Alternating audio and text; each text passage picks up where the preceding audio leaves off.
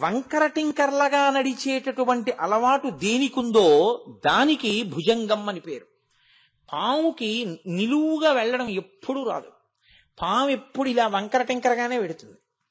వంకర టింకరగా వెళ్లే అలవాటు తనంత తాను ఉండిపోయింది ఏదో తెలుసా అండి? ఇంద్రియములతో కూడిన మనసు. ఇంద్రియాలు మనసు తనంత తాను ఇప్పుడు కూడా లేస్తూనే సుప్రభాతం చేసుకుందాం, చక్కగా పూజ చేసుకుందాం, ఈ లోకాన్నంతటినీ మన కుటుంబంలా చూసుకుందాం, ఎవరి డబ్బు గురించి మనం ఆశపడద్దు, ఈశ్వరుడికి నైవేద్యం పెట్టి తిందాం, సూర్యోదయానికి లేచిపోదాం అలా అంటుంది ఏమిటి? అలా ఏమందో. మనసు ఇంద్రియములు ఎప్పుడు వంకర టింకరగా తిరుగుతాయి. కుటిలం చరతీతి ఇది భుజంగ. భుజం కుటిలం చరతీతి. కుటిలం అంటే వంకర టింకరగా తిరుగుతుంది. ఈ వంకర టింకర తిరుగుడంతా దేనివల్ల అలవాటైందంటే ఈ ఇంద్రియములతో సుఖములను అనుభవించడానికి అలవాటు పడి ఈ మనసు ఎప్పుడు వంకర టింకర తిరుగుడే తిరుగుతుంది తప్ప తిన్ననైనటువంటి నడక దీనికి రాదు. ఇలా తిన్ననైన నడక రానటువంటి మనసుని ఈశ్వరుడి దగ్గర పెట్టేస్తే ఆయన దాన్ని భూషణ మెడలో వేసుకుంటాడు. ఆ మనసుని ఆయన స్వీకరించి ఆయనే శరణాగతి చేసిన వాడి మనసుని నడిపించగలిగినటువంటి బాధ్యతని తాను స్వీకరించి మిమ్మల్ని తనకి ఆభరణంగా ఆయన స్వీకరించేస్తాడు. అందుకని ఆయన భుజంగ భూషణ. పరమేశ్వరుడికి భుజంగభూషణ అనొక పేరు. అదొక గమ్మత్తైనటువంటి పేరు. ఎందుకంటే లోకంలో భూషణము అనబడేటటువంటిది ప్రతి వారికి ఉంటుంది. భూషణము అంటే ఆభరణము అని.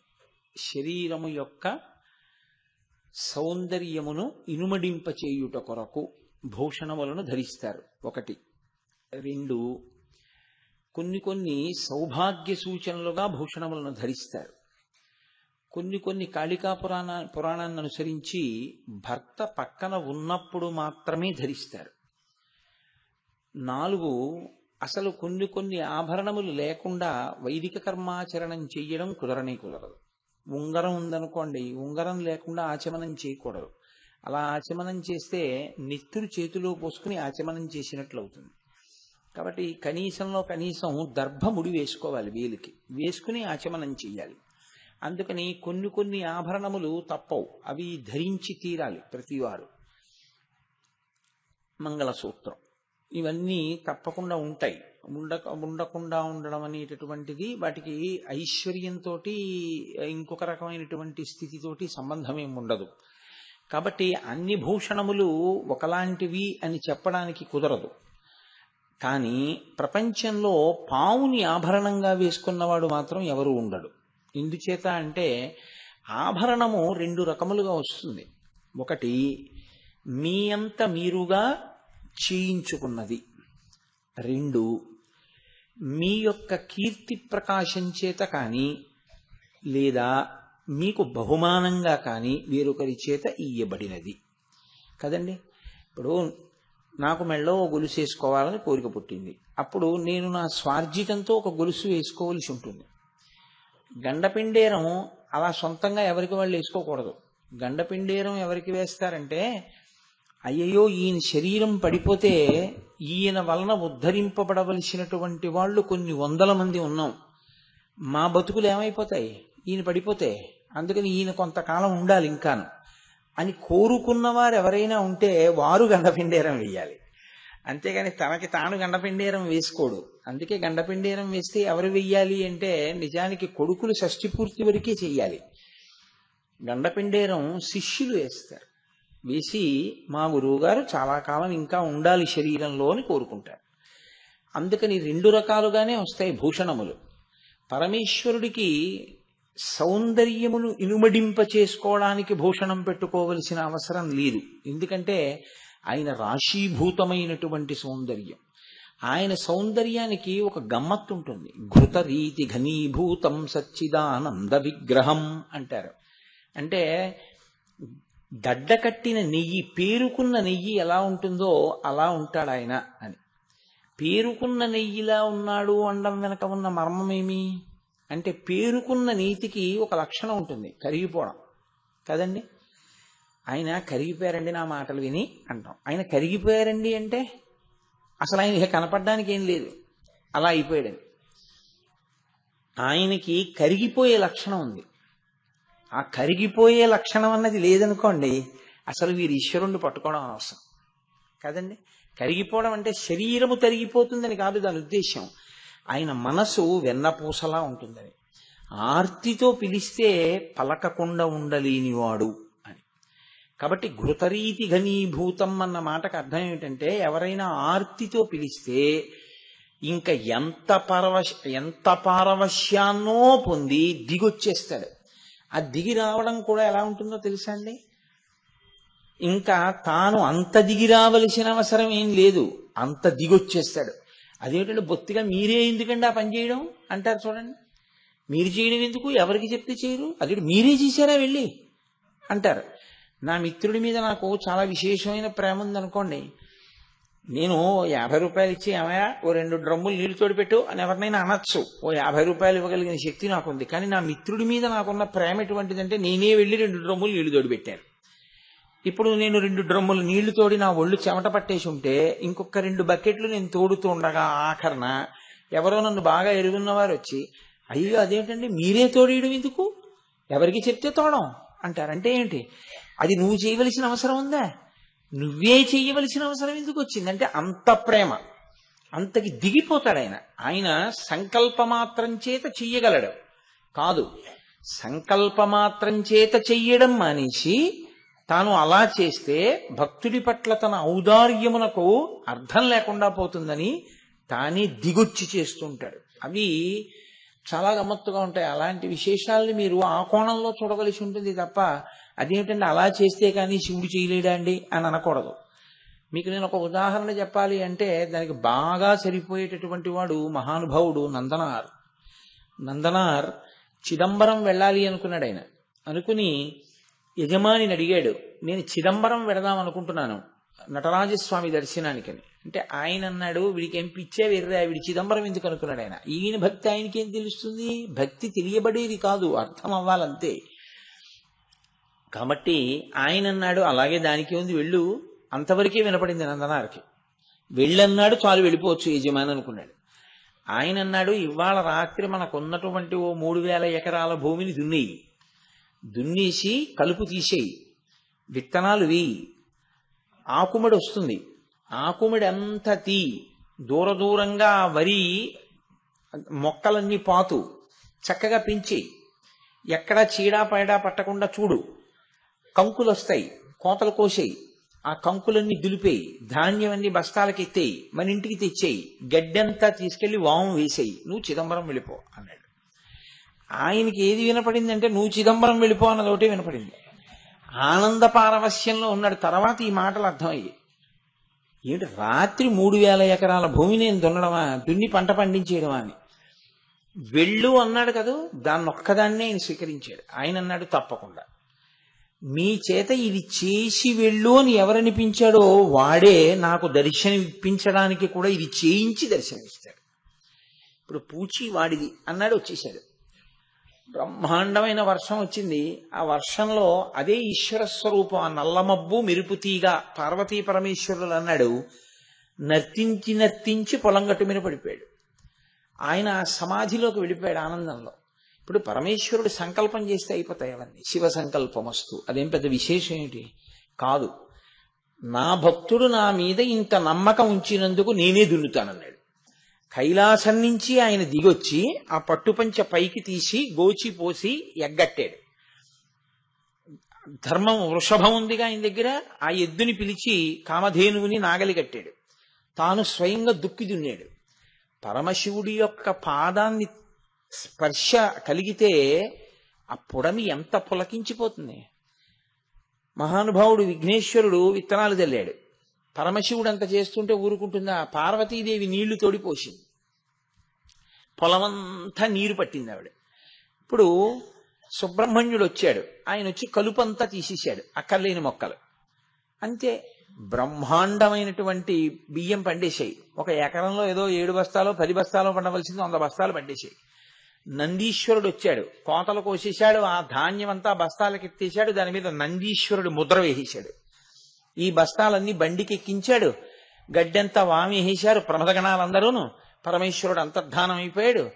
తెల్లవారేటప్పటికి అవన్నీ తీసుకెళ్లి ఆయనకి ఇచ్చేశారు యజమానికి. ఇదిగో బస్తాలన్నీ పెట్టేశాం, ఇన్ని బస్తాల పంట పండింది, చూసుకో అన్నారు, లెక్క పెట్టుకో వచ్చి. ఆయన తెల్లబోయాడు, ఇదేంటి నేను ఏదో పరిహాసానికి అన్నాను, ఇవన్నీ ఎవరు దున్నేశారు, ఎవరు కోసేశారు? ఆయన వచ్చి చూస్తే పడిపోయి ఉన్నాడు నందనారు.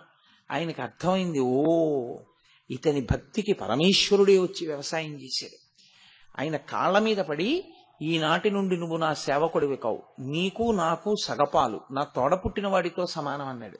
ఆయనకి ఐశ్వర్యమా కావాలి? ఆయన నాకు శివదర్శనం చాలని చిదంబరం వెళ్ళిపోయాడు. సరే, ఆ తర్వాత చాలా కథ నడిచింది. అగ్నిహోత్రంలో ప్రవేశించమన్నారు, అగ్నిహోత్రంలోకి వెళ్ళాడు, అది పుష్పహారం అయిపోయింది. కాబట్టి భక్తుడి కొరకు ఈశ్వరుడు దిగొచ్చేస్తాడు. ఎంత దిగొస్తాడు అంటే దాన్ని ఇంత దిగొస్తాడు అని చెప్పడం కుదరదు. ఇందుకొరకు దిగి రావాలి అంటే అది ఆయన యొక్క రూపము.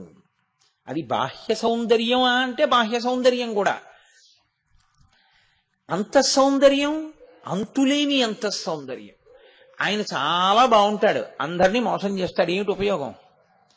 ఆయన పైకంత అందంగా ఉండకపోవచ్చు, జగత్తునంతటిని ఉద్ధరిస్తాడు. పరమాచార్య స్వామి వారు బాహ్యంలో ఎంత అందంగా ఉన్నారు అన్నది ఏ మూర్ఖుడు చూడ్డం, ఆయన అంతఃసౌందర్యమే కదా చూస్తారు.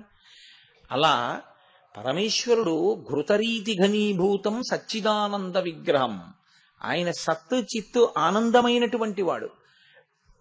అంతటి మహానుభావుడు ఆర్తితో ఎవరైనా పిలిస్తే కరిగిపోయేటటువంటి స్వభావం ఉన్నవాడు.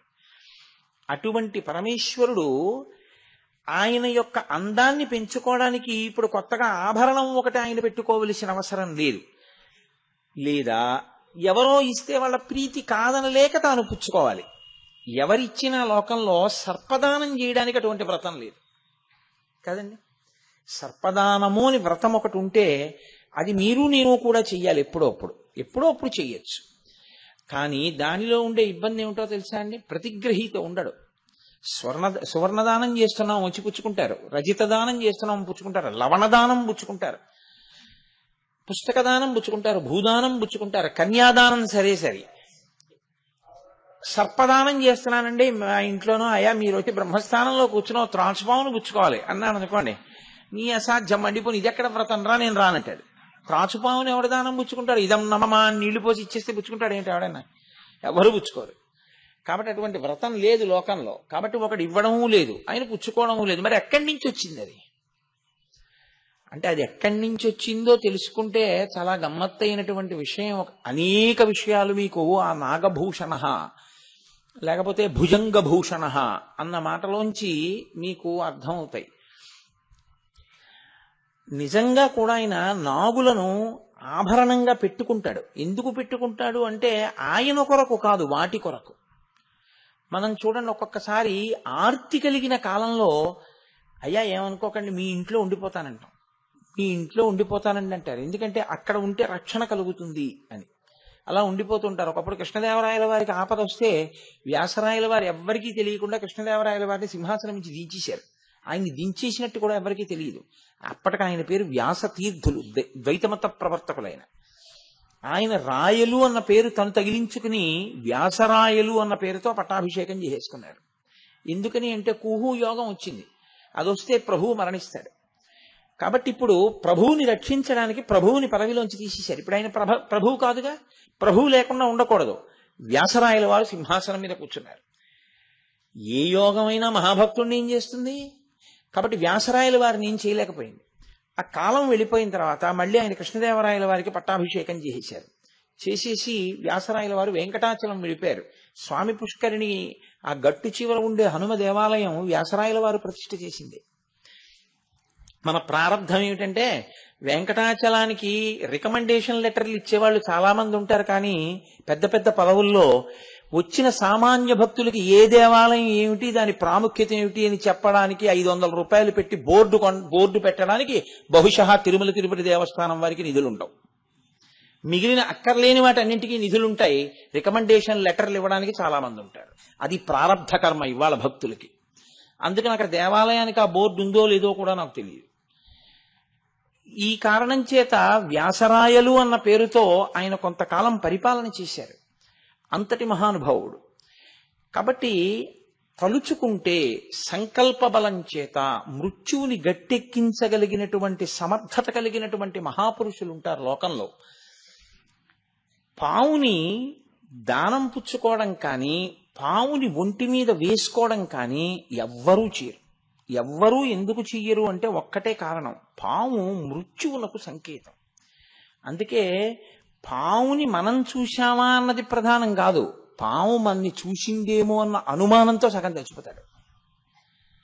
పాము చూసిందో చూడలేదో తెలియదు, అక్కడ పడుకుంది, ఈయన చూశాడు, వెళ్ళిపోయాడు. వెళ్ళిపోయిన వాడు ఏమంటాడంటే, పాము నన్ను చూడలేదండి, నన్ను చూడలేదు అనుకుంటున్నాను, అది పడుకుంది, నేను వచ్చేసాను, దూరం నుంచి చూసంటాడు. కానీ మంత్రించిన చోళ్లు తెచ్చి ఇల్లంతా చల్లుకుంటాడు. ఎందుకో తెలుసండి, అనుమానం అది చూసిందేమో అని. చూస్తే ఏమవుతుంది? ఇంకేం ఉండదు, చచ్చిపోవడమే. పాము మృత్యువునకు సంకేతం. అందరూ మృత్యువుకి భయపడతారు. లోకంలో మృత్యువునకు భయపడనటువంటి వాడు ముక్త పురుషుడు. మృత్యువునకు భయం లేకుండా పరమానంద స్థితిలో శరీరాన్ని హోమం కింద మృత్యువునకు అప్పజెప్పేసేవాడు ఎవరుంటాడో, ఆఖరణ ఊపిరి ఆగిపోతుంటే ఓ ఇది ప్రకృతి పరిణామం, పడిపోతోంది శరీరం అని అప్పజెప్పగలిగినటువంటి ధృతి కలగాలి అంటే వాడు ఎంతో భక్తి తత్పరుడై, ఎంతో జ్ఞానమును పొంది, ఎంతో శివానుగ్రహాన్ని పొందినవాడైతే తప్ప అలా వెళ్ళడు. ఎందుకో తెలుసా అండి, ఎప్పుడూ ఏడుపు అనేటటువంటిది తప్పని శరీరాలే ఉంటాయి లోకంలో. మీరు చూడండి, ఏ శరీరాన్ని మీరు తీసుకోండి, ఏడవకుండా ఉంటుంది అని మీరు చెప్పడం కుదరదు. సాధారణంగా ఏమంటారంటే ఇది దీన్ని చంపుతుందని ఇది ఏడుస్తోందండి. అసలు అరణ్యంలో ఇది ఎక్కువగా ఉంటుంది, ఒకదాన్ని ఒకటి చంపేయడం అన్నది. అరణ్యంలో ఎప్పుడూ చంపబడనిది అంటూ ఉంటే సింహం ఒకటి, దాన్ని ఇంకో జంతువు చంపదు. అలాగని సింహం ఏడవదని మీరు అనుకుంటున్నారా? అది ఏడుస్తుంది, దానికి కాళ్ళు ఏదో దిగుతుంది, ఏడుస్తుంది. అది సింహం కూడా ఏడుస్తుంది. ఏడవనిది ఏదుంది చెప్పండి?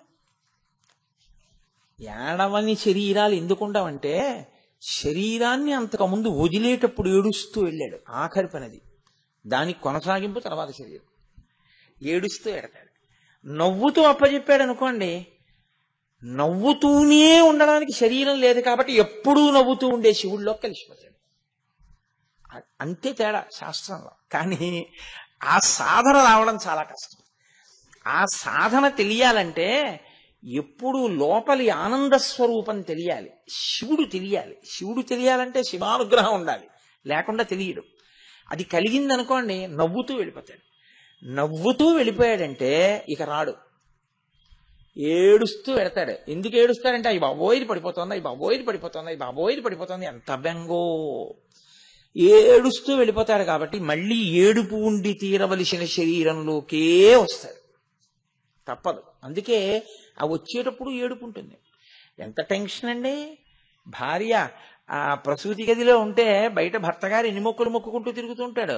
ఆవిడ వంశోద్ధారకుడో పిల్లో బయటికి రావద్దు. ఆవిడ మృత్యువు యొక్క ద్వారము దగ్గర నిలబడి వెనక్కి వస్తుంది తల్లి. ఎంత మహాత్యాగం చేస్తే ఈ శరీరాలు నిలబడ్డాయి. తల్లి అనుగ్రహం లేకపోతే ఈ శరీరాలు ఎక్కడున్నాయి? కాబట్టి ఏడుపు అనేటటువంటిది అంతర్లీనంగా ఉండిపోవడానికి కారణం ఏంటంటే పూర్తి చేయడం ఏడుపుతో. అందుకే మీరు చూడండి, మన సంప్రదాయంలో సనాతన ధర్మంలో విషాదాంతములు చేయరు నాటకాలు. ఏ కథని కూడా విషాదాంతం చేయరు. ఎందుకు చేయరో తెలుసా అండి? విషాదాంతము మళ్ళీ రావడానికి గుర్తు. అందుకే విషాదాంతముగా దేన్ని పూర్తి చేయరు, అన్నీ కూడా ఆనందంతో పరిసమాప్తం చేస్తారు. సాధారణంగా ఏం చేస్తారంటే కళ్యాణంతో పూర్తి చేస్తారు. కళ్యాణంతో పూర్తి చేశారు అంటే గుర్తు ఏమిటంటే జీవబ్రహ్మైక్య సిద్ధి, శాంతికర కళ్యాణము అంటారు. ఓ పెద్ద కార్యం చేశారనుకోండి, ఆఖరణ కళ్యాణం చేసేస్తారు. కళ్యాణం చేసేశారు అంటే జీవబ్రహ్మైక్య సిద్ధి, ఒకటైపోయింది అని గుర్తు. అసలు పెద్ద సాధన ఎక్కడ అంటే ఇది నేను కాదని నిజాన్ని పట్టుకోవడం వల్ల సంతోషంగా వెళ్ళిపోగలగాలి. కానీ ఏ భయం లేనివాడైనా ఉంటాడేమో కానీ మృత్యు భయం లేనివాడు లోకంలో ఉండడు. నేను చచ్చిపోతానని భయం నాకేం లేదండి అనాలి అంటే ఒకే ఒక్క కారణానికి అనాలి తప్ప రెండో కారణం లేదు. ఏ కారణానికి అనాలో తెలుసా అండి? చచ్చిపోయేది ఇది తప్ప నాకు చావు లేదండి అన్న జ్ఞానం వచ్చినవాడు ఒక్కడే ఆ మాట అనాలి. నేను ఇది కాదండి, నేను లోపల ఉన్నవాణ్ణి, నాకు చావేమిటి, నేను ఇందులోంచి బయటికి వస్తాను తప్ప ఇంట్లోంచి బయటికి వచ్చినట్టు నేను చచ్చిపోవడం ఏమిటి, నేను చచ్చిపోవడం ఏమి ఉండదు, ఇది చచ్చిపోతుంది అంతే. నేను ఎప్పుడూ ఉంటాను, ఏడవడానికి నాకు ఏమిటి భయం, ఎందుకు ఏడవడం, నేనేం ఏడవలసిన అవసరం నాకేం లేదు, నేను ఎప్పుడూ ఉంటాను, నేను ఉండకపోవడం ఏమిటా అన్నవాడు ఎవడుంటాడో వాడికి ఏడుపేం రాదు, వాడు అలాగే ఉంటాడు సంతోషంగా.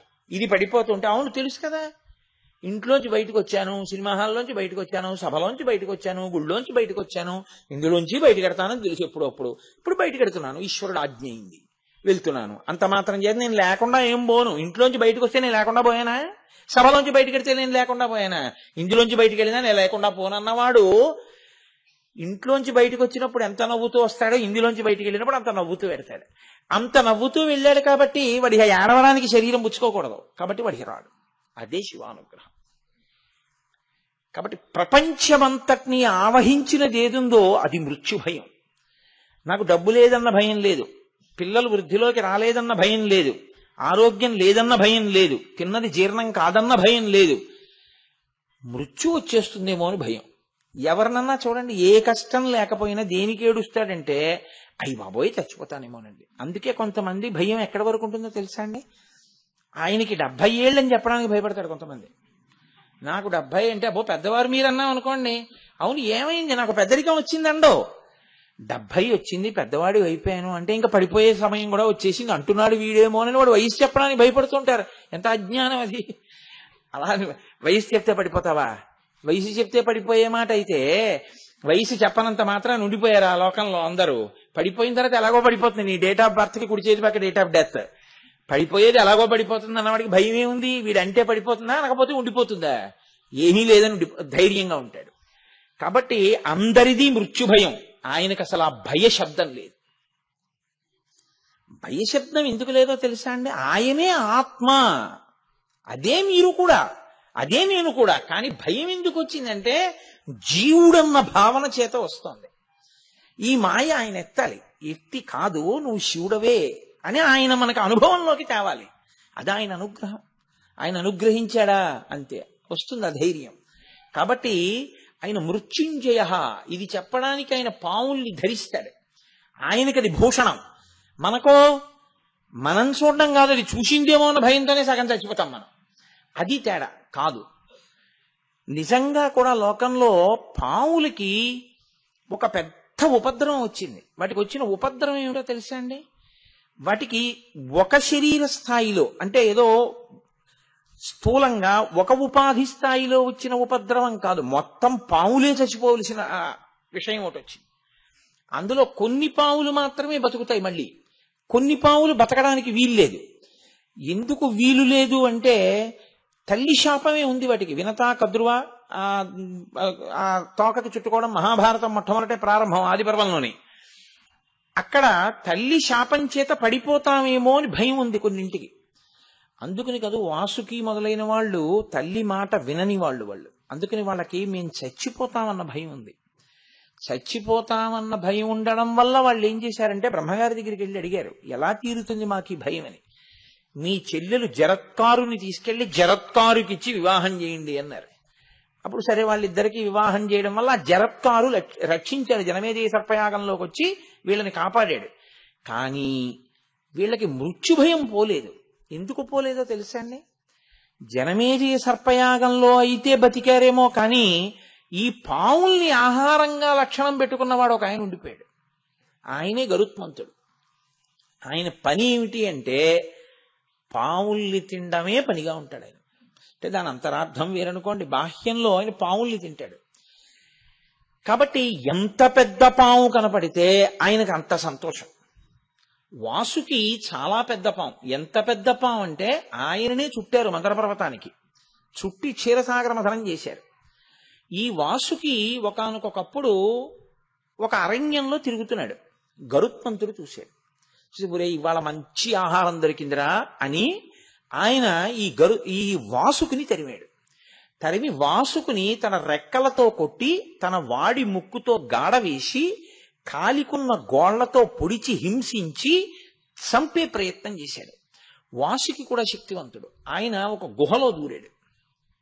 ఒక గుహలో దూరి శరీరాన్ని లోపలికి పెట్టి పడగనొకదాన్ని పైకి పెట్టి పడగ మీద మణుల యొక్క కాంతులన్నింటినీ కూడా పైకి వెదజల్లాడు. అంత కాంతి పడితే కళ్ళు సరిగ్గా కనపడవు.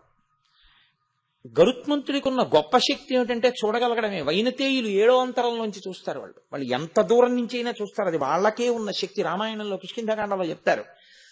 కాబట్టి ఇప్పుడు ఆయనకి చూడగలిగిన శక్తిని తగ్గించడానికి ఆయన మణుల కాంతిని వెదజల్లి పక్షి కొంచెం దూరంగా ఎప్పుడు వెళ్ళిపోతుందంటే అగ్నిహోత్రాన్ని చూస్తే వెళ్ళిపోతుంది పక్షి. చెట్టు కింద మంటలు ఉన్నాయనుకోండి, పక్షులు లేచి వెళ్ళిపోతాయి. అందుకని నోట్లోంచి విషాగ్నిని వెదజల్లాడు. ఈ విషాగ్నికి మణుల కాంతికి మరింత కోపం వచ్చింది గరుత్మంతుడికి. ఇవాళ వాసుకిని చంపి తీరుతానని ఇటు వాసుకి ఇటు గరుత్మంతుడు భయంకరమైన యుద్ధం చేస్తున్నారు. తండ్రి కశ్యప ప్రజాపతి ఆయన వచ్చాడు.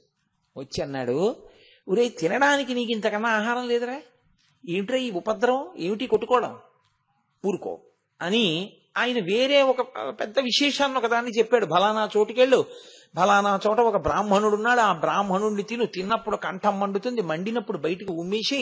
సరే అదంతా వేరు కాదనుకోండి, ఇప్పుడు అప్రస్తుతం, నేను దాని జోలికి వెళ్ళను ఇప్పుడు. ఎందుకంటే వెళితే మళ్ళీ అది ఇంకొక వైపుకి వెళ్ళిపోతుంది ఆ ఏరంతా. కాబట్టి నువ్వు వాళ్ళు అటువైపుకి వెళ్ళు అంటే గరుత్మంతుడు వెళ్ళిపోయాడు. వాసుకి ఒళ్ళంతా దెబ్బలు తిని ఉన్నాడు. ఆయన అన్నాడు, నాకు ఎలా రక్ష, ఇవాళ నువ్వు వచ్చావు వదిలిపెట్టేశాడు. కానీ గరుత్మంతుడు ఎప్పుడో అప్పుడు నా కోసం తిరుగుతూనే ఉంటాడు. నేను ఏ పుట్టలోంచి బయటకు వచ్చినప్పుడో గబుక్కుని నేను ఏదైనా ఆహారాన్ని తిని కదల్లేక ఉన్న స్థితిలోనో కొట్టేస్తాడు. వేగమునకు ప్రసిద్ధి గరుత్మంతుడు. పైనుంచి వస్తాడు, తాను కింద ఉంటాడు, తాను ఎగరలేడు. ఎలా అంటే ఆయన అన్నాడు, ఎంతటి నీకున్నది మృత్యుభయం, ఎప్పుడైనా చంపేస్తాడని భయం కదూ, ఈ మృత్యుభయం నుంచి గట్టెక్కి సావడం భయం నుంచి నువ్వు పైకెళ్ళిపోయి నువ్వే ఇంకోళ్ళకి వరం ఇవ్వగలిగినటువంటి శక్తికి నువ్వు ఎదిగిపోవాలంటే నీ ఎదురుగుండా గరుత్మంతుడున్నా నువ్వు మాత్రం వచ్చిన భక్తులని అనుగ్రహించి వరాలివ్వగలిగిన స్థితికి ఎదగాలంటే శివుణ్ణి పట్టుకో అన్నాడు. అంటే ఆయన పరమశివుణ్ణి ఆశ్రయించాడు. ఇప్పుడు పరమశివుడు ఏం చేశాడంటే, నీకేం భయం లేదు లేవయా, నేనున్నానని ఒకసారి అలా తడివి తీసి మెళ్ళో వేసుకున్నాడు. అది వాసుకి. క్షీరసాగర మథనంలో మందర పర్వతంలో చుట్టబడిన వాసుకి గరుత్మంతుడి నుండి రక్షణ కొరకు పరమశివుడి యొక్క మెడలో ఉంటుంది. ఇప్పుడు ఆయన మెడలో ఇలా పడగ విప్పి ఉండగా శ్రీ మహావిష్ణువు మీకు ఈ కబురు చెప్పమన్నారు అని గరుత్మంతుడు వచ్చినా అది ఇలా పడగ విప్పే ఉంటుంది. ఎందుకని అంటే శివసన్నిధిలో భయం లేదు. ఇప్పుడు దానికి ఎంత భయం లేకుండా పోయిందో తెలుసా అండి. ఆయన హాలాహలం తాగుతుంటే అగ్నిహోత్రాన్ని తాగుతున్నా అది కందను కూడా కందలేదు, కిందకు కూడా వదలలేదు. అయితే శివుణ్ణి పట్టుకున్న వాళ్ళ స్థితిలా ఉంటుంది. ఆయన ఇంకో వరం ఇచ్చాడండి.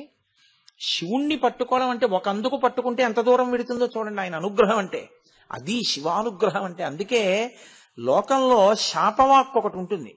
ఏమిటో తెలుసా అండి ఆ శాపవాక్కు? నీకు శివభక్తి లేకుండుగాక అని శపిస్తారు. ఐశ్వర్యభంగం అయిపోవాలంటే, వీడు ఐశ్వర్యం చేత చాలా ఉద్ధతితో ప్రవర్తిస్తున్నాడంటే నీ ఇంట జిల్లేడు చెట్టు పుట్టుగాక అంటారు. ఇంట జిల్లేడు చెట్టు గాని పుట్టిందా ఆ ఇల్లు సర్వనాశనం అయిపోతుంది. ఇంకా ఆ ఇల్లు కొన్నాళ్లకి జిల్లేడు చెట్లు పెంచితే ఆ ఇంట ఎవరు నివాసం ఉండకుండా పైన ఉన్నటువంటి ఆచ్ఛాదన రూఫ్ పడిపోయి మొండి గోడలతో నిలబడిపోతుంది ఆ ఇల్లు అని.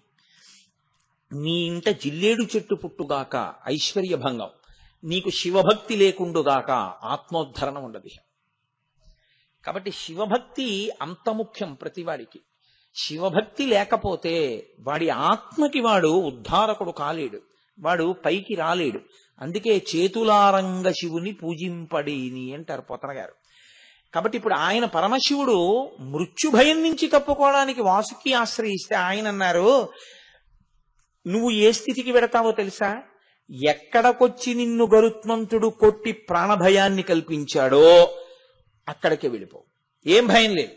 వెళ్ళి హాయిగా కుక్షి అంటే గుహ అని, అదే కుక్కి కుక్కి అంటుంటారు. ఆ శృంగేరి పక్కన ఉన్నటువంటి కర్ణాటకలో క్షేత్రం సుబ్రహ్మణ్య క్షేత్రం. ఆ కుక్షి ఆ గుహలోకి వెళ్లి కూర్చుని నా గురించి తపస్సు చేస్తూ ఉండు. నువ్వు నా నామస్మరణలో ఉండగా, నా గురించి తపిస్తూ ఉండగా గరుత్మంతుడు నిన్ను చెనకడం. సరికదా, నీకు ఒక వరం ఇస్తున్నాను. రాబో కాలంలో నాకు సుబ్రహ్మణ్యుడన్న పేరుతో ఒక కుమారుడు కలుగుతాడు. ఆ పిల్లవాడు తారకాసుర సంహారం చేసి తన నెత్తుటితో ఉన్నటువంటి కత్తిని అక్కడే ఉన్న కుమారధార అన్న తీర్థంలో కడుక్కుంటాడు. కడుక్కుంటే ఇంద్రుడు దేవసేన అన్న కూతుర్ని తీసుకొచ్చి అక్కడ సుబ్రహ్మణ్య కళ్యాణం చేయిస్తాడు మార్గశిర శుక్ల షష్ఠి నాడు. కాబట్టి సుబ్రహ్మణ్య షష్ఠి అవుతుంది అది. కాబట్టి ఆ షష్ఠి నాడు కళ్యాణం జరుగుతుంది. అక్కడ నా కొడుకు దేవసేనా సమేతుడై నీతో కలిసి ఉండిపోతాడు. అప్పుడు నువ్వు ఎంత శక్తివంతుడు అవుతావంటే దర్శనానికి వచ్చిన వాళ్ళందరినీ నువ్వే అనుగ్రహించగలుగుతావు, నువ్వు వరాలు ఇస్తావు. ఇక గరుత్మంతుడు ఏం చేస్తాడు? నిన్ను గరుత్మంతుడు చేసేదేం ఉండదు. నువ్వు లోకములకు వరమలనివ్వగలవు, సరికదా. నీ ముంగిట సేవ చేయడానికి గరుత్మంతుడు నిలబడతాడు ఒకనాడు, వెళ్ళమన్నారు. ఆయన వచ్చి తపస్సు చేశారు. అందుకే మూల సుబ్రహ్మణ్యం అని ఉంటుంది. ఆ మూల సుబ్రహ్మణ్యం పెద్ద పుట్ట, ఆ పుట్టలోనే వాసుకి తపస్సు చేశారు. తపస్సు చేస్తే సుబ్రహ్మణ్యేశ్వర స్వామి వారి యొక్క ఆవిర్భావం అయిన తర్వాత ఆయన తారకాసుర సంహారం చేసి నెత్తుటితో ఉన్న కత్తిని ఆ కుమారధారలో కడుక్కున్నారు. కడుక్కున్న తర్వాత ఆయన దగ్గరికి వచ్చి ఈ వాసుకి బ్రహ్మాది దేవతలు స్తోత్రం చేశారు, మీ నాన్నగారు వరం ఇచ్చారు, మీరు ఇక్కడ వెలియాలి అని. అంటే ఆయన అంగీకరించారు, నేను ఇక్కడ ఉంటాను అని. అప్పుడు పరమేశ్వరుడు తన మాట నిజమైంది, తన భక్తుడికి తానిచ్చిన వరం నిజమైంది, తన కొడుకు తన మాట నిలబెట్టాడు. పరమ సంతోషంతో వాసుకి ఏ శివుణ్ణి ఆశ్రయించాడో ఆ శివుడు వాసుకి ఇప్పుడు అడగకపోయినా నువ్వు ఉన్న చోట నేను ఉంటాను లేవయ్యా అని ఆయన కూడా బయలుదేరి వచ్చేశారు. అందుకే మీకు కుక్షి క్షేత్రంలో ఎలా ఉంటుందో తెలుసా అండి? శివలింగం ఉంటుంది, కుక్కీలింగం అంటారు. శివుడు ఉంటాడు. శివుడి మీద పడగలు పెట్టి ఆదిశేషుడు ఉంటాడు. ఎందుకుంటాడు అంటారేమో, అహిర్భుజ్ఞ అని పేరు శివుడికి. అహిర్భుజ్ఞో దిగంబర అని చదువుతున్నాం కదా. ఆదిశేషుడికి వహించగలిగిన శక్తి ఉంది. సాధారణంగా లోకంలో పడగకి మోయగలిగిన శక్తి ఉండదు. పాము పడగ దేన్నైనా బరువులు మోయడానికి పనికొస్తుందని చెప్పడానికి పనికొచ్చే తల కాదది. అది బరువులు మొయ్యదు. మీరు ఎక్కడైనా పాము తల మీద బరువు పెట్టి మోయించడం, లేకపోతే అది ఏదైనా బరువులు మోసుకుంటూ వెళ్ళిపోతుండడం పడగ మీద మీరు ఎక్కడా చూడరు. మరి ఆదిశేషుడు తన పడగలతో ఈ భూమండలాన్నంతటినీ ఎలా మోస్తున్నాడు అంటే, పాతాళలోకమునందు ఉన్నటువంటి ఆదిశేషుని యందు ఈ భూమి కదలకుండా నిలబెట్టడం కోసమని ఆదిశేషుడు తన పడగల మీద భరించగలిగినటువంటి శక్తిగా ఆదిశేషుని యందు ప్రవేశించాడు పరమేశ్వరుడు. ఎందుకు ప్రవేశించాడు అంటే, ఒకనాడు తనకి అల్లెత్రాడయ్యాడు త్రిపురాసుర సంహారంలో. అందుకని అహిర్భుజ్ఞ అంటే ఆదిశేషుని యందు ప్రవేశించి ఈ భూమి కదలకుండా పట్టుకోవడంలో ఆయన పడగలకి అంత శక్తినిచ్చాడు. అందుకే ఆదిశేషుడు శివప్రవేశం వలన అంత మహాజ్ఞాని అయి ఉత్తరోత్తర కాలమనందు ఆయన పతంజలి రూపంలో వచ్చి మహాభాష్యము అన్న పేరుతో మహాగ్రంథాన్ని వెలయించాడు. మూకశంకరులు మూక పంచశతిలో దాని మీద మహాభాష్య వ్యాఖ్య అంటూ పెద్ద స్తోత్రమే చేశారు. కాబట్టి పరమేశ్వరానుగ్రహం అహిర్భుజ్ఞుణ్ణి చేసి ఆదిశేషుని పడగలకి మోయగలిగిన శక్తినిచ్చింది. కాబట్టి శివశక్తి తన యందుండి ఇంత స్థితిని పొందినవాడు. కాబట్టి ఈ శివలింగం మీద ఆదిశేషుడు పడగలు పట్టుంటాడు. ఈయన అనుగ్రహమే నన్ను భూమిని మోసేట్టు చేసింది. ఈ అనుగ్రహంతో నేను ఈయనకి పడగలు పట్టి నా ఛత్రాన్నై నేను సేవ చేసుకుంటానని ఆదిశేషుడు పడగలు పడతాడు. పడగల కింద కుక్షిలింగం ఉంటుంది. ఇప్పుడు ఈ ఆదిశేషుడి పడగల మీద వాసుకి ఉంటాడు. ఎందుకని? శివుణ్ణి ఆశ్రయించిన వాడు ఎంత శక్తిని పొందగలడో చూపించడానికి ఆదిశేషుడి కన్నా పైన వాసుకి ఉంటారు.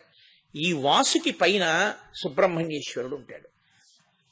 అయితే వాసుకి ఊపిరిలోంచి విషం వస్తుంటుంది.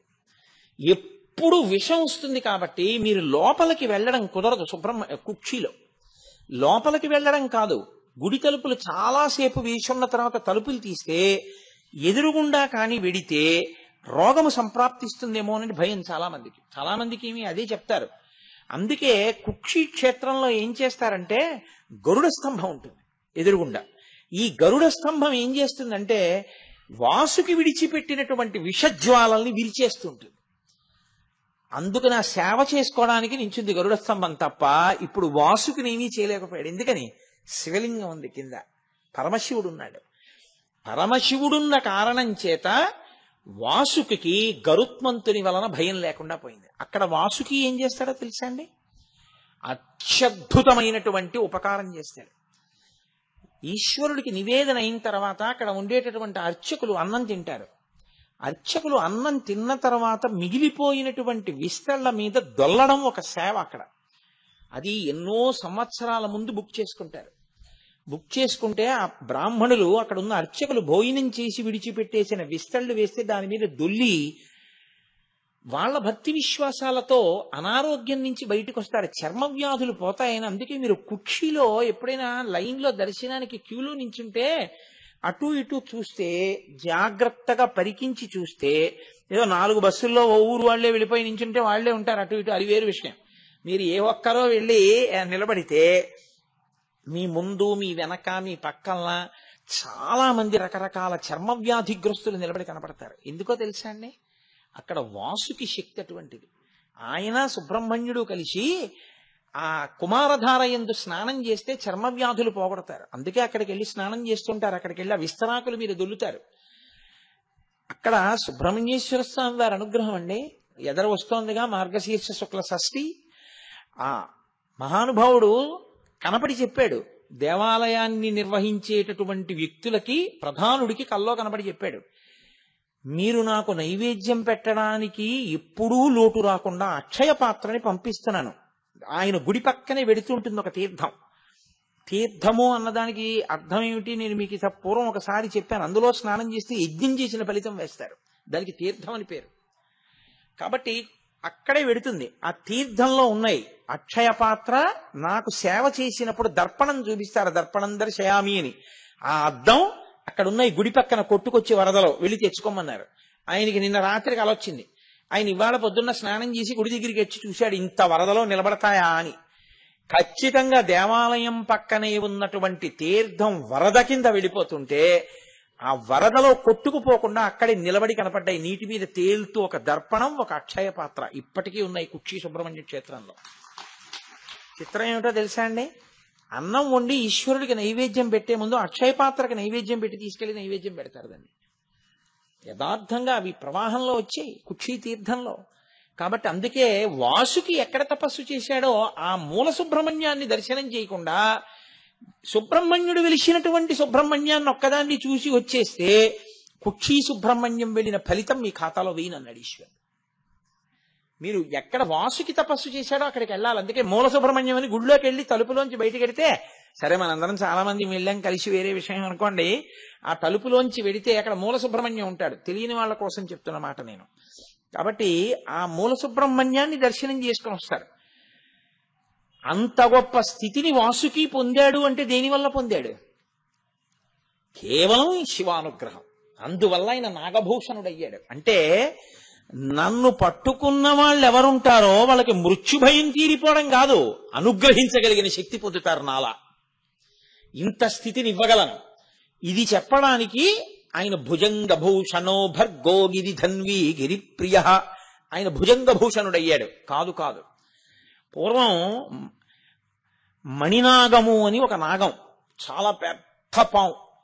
ఆ పాముకి ఒక లక్షణం ఉండేది. అది నమ్మింది శివుణ్ణి. దానికి ఇదే భయం, గరుత్మంతుడు కొట్టుకుపోతాడని. ఎందుకంటే మనం చూడండి, మంచి పచ్చడి వంకాయలు వచ్చాయి మార్కెట్లోకి, చాలా పెద్ద పెద్ద ఆకుపచ్చ వంకాయ, ఒక్క కన్నం లేదు అన్నారనుకోండి, ఓ ఎన్నాళ్ళైందో పచ్చిపోయి తెచ్చేయండి 4 కిలోలు, పెరుగు పచ్చడికి వాటికి ఉంటాయి, ఫ్రిడ్జ్ లో పడేద్దాం అని అందరూ వెళ్ళిపోయి ఆ కొట్టు మీదే పడిపోతారు.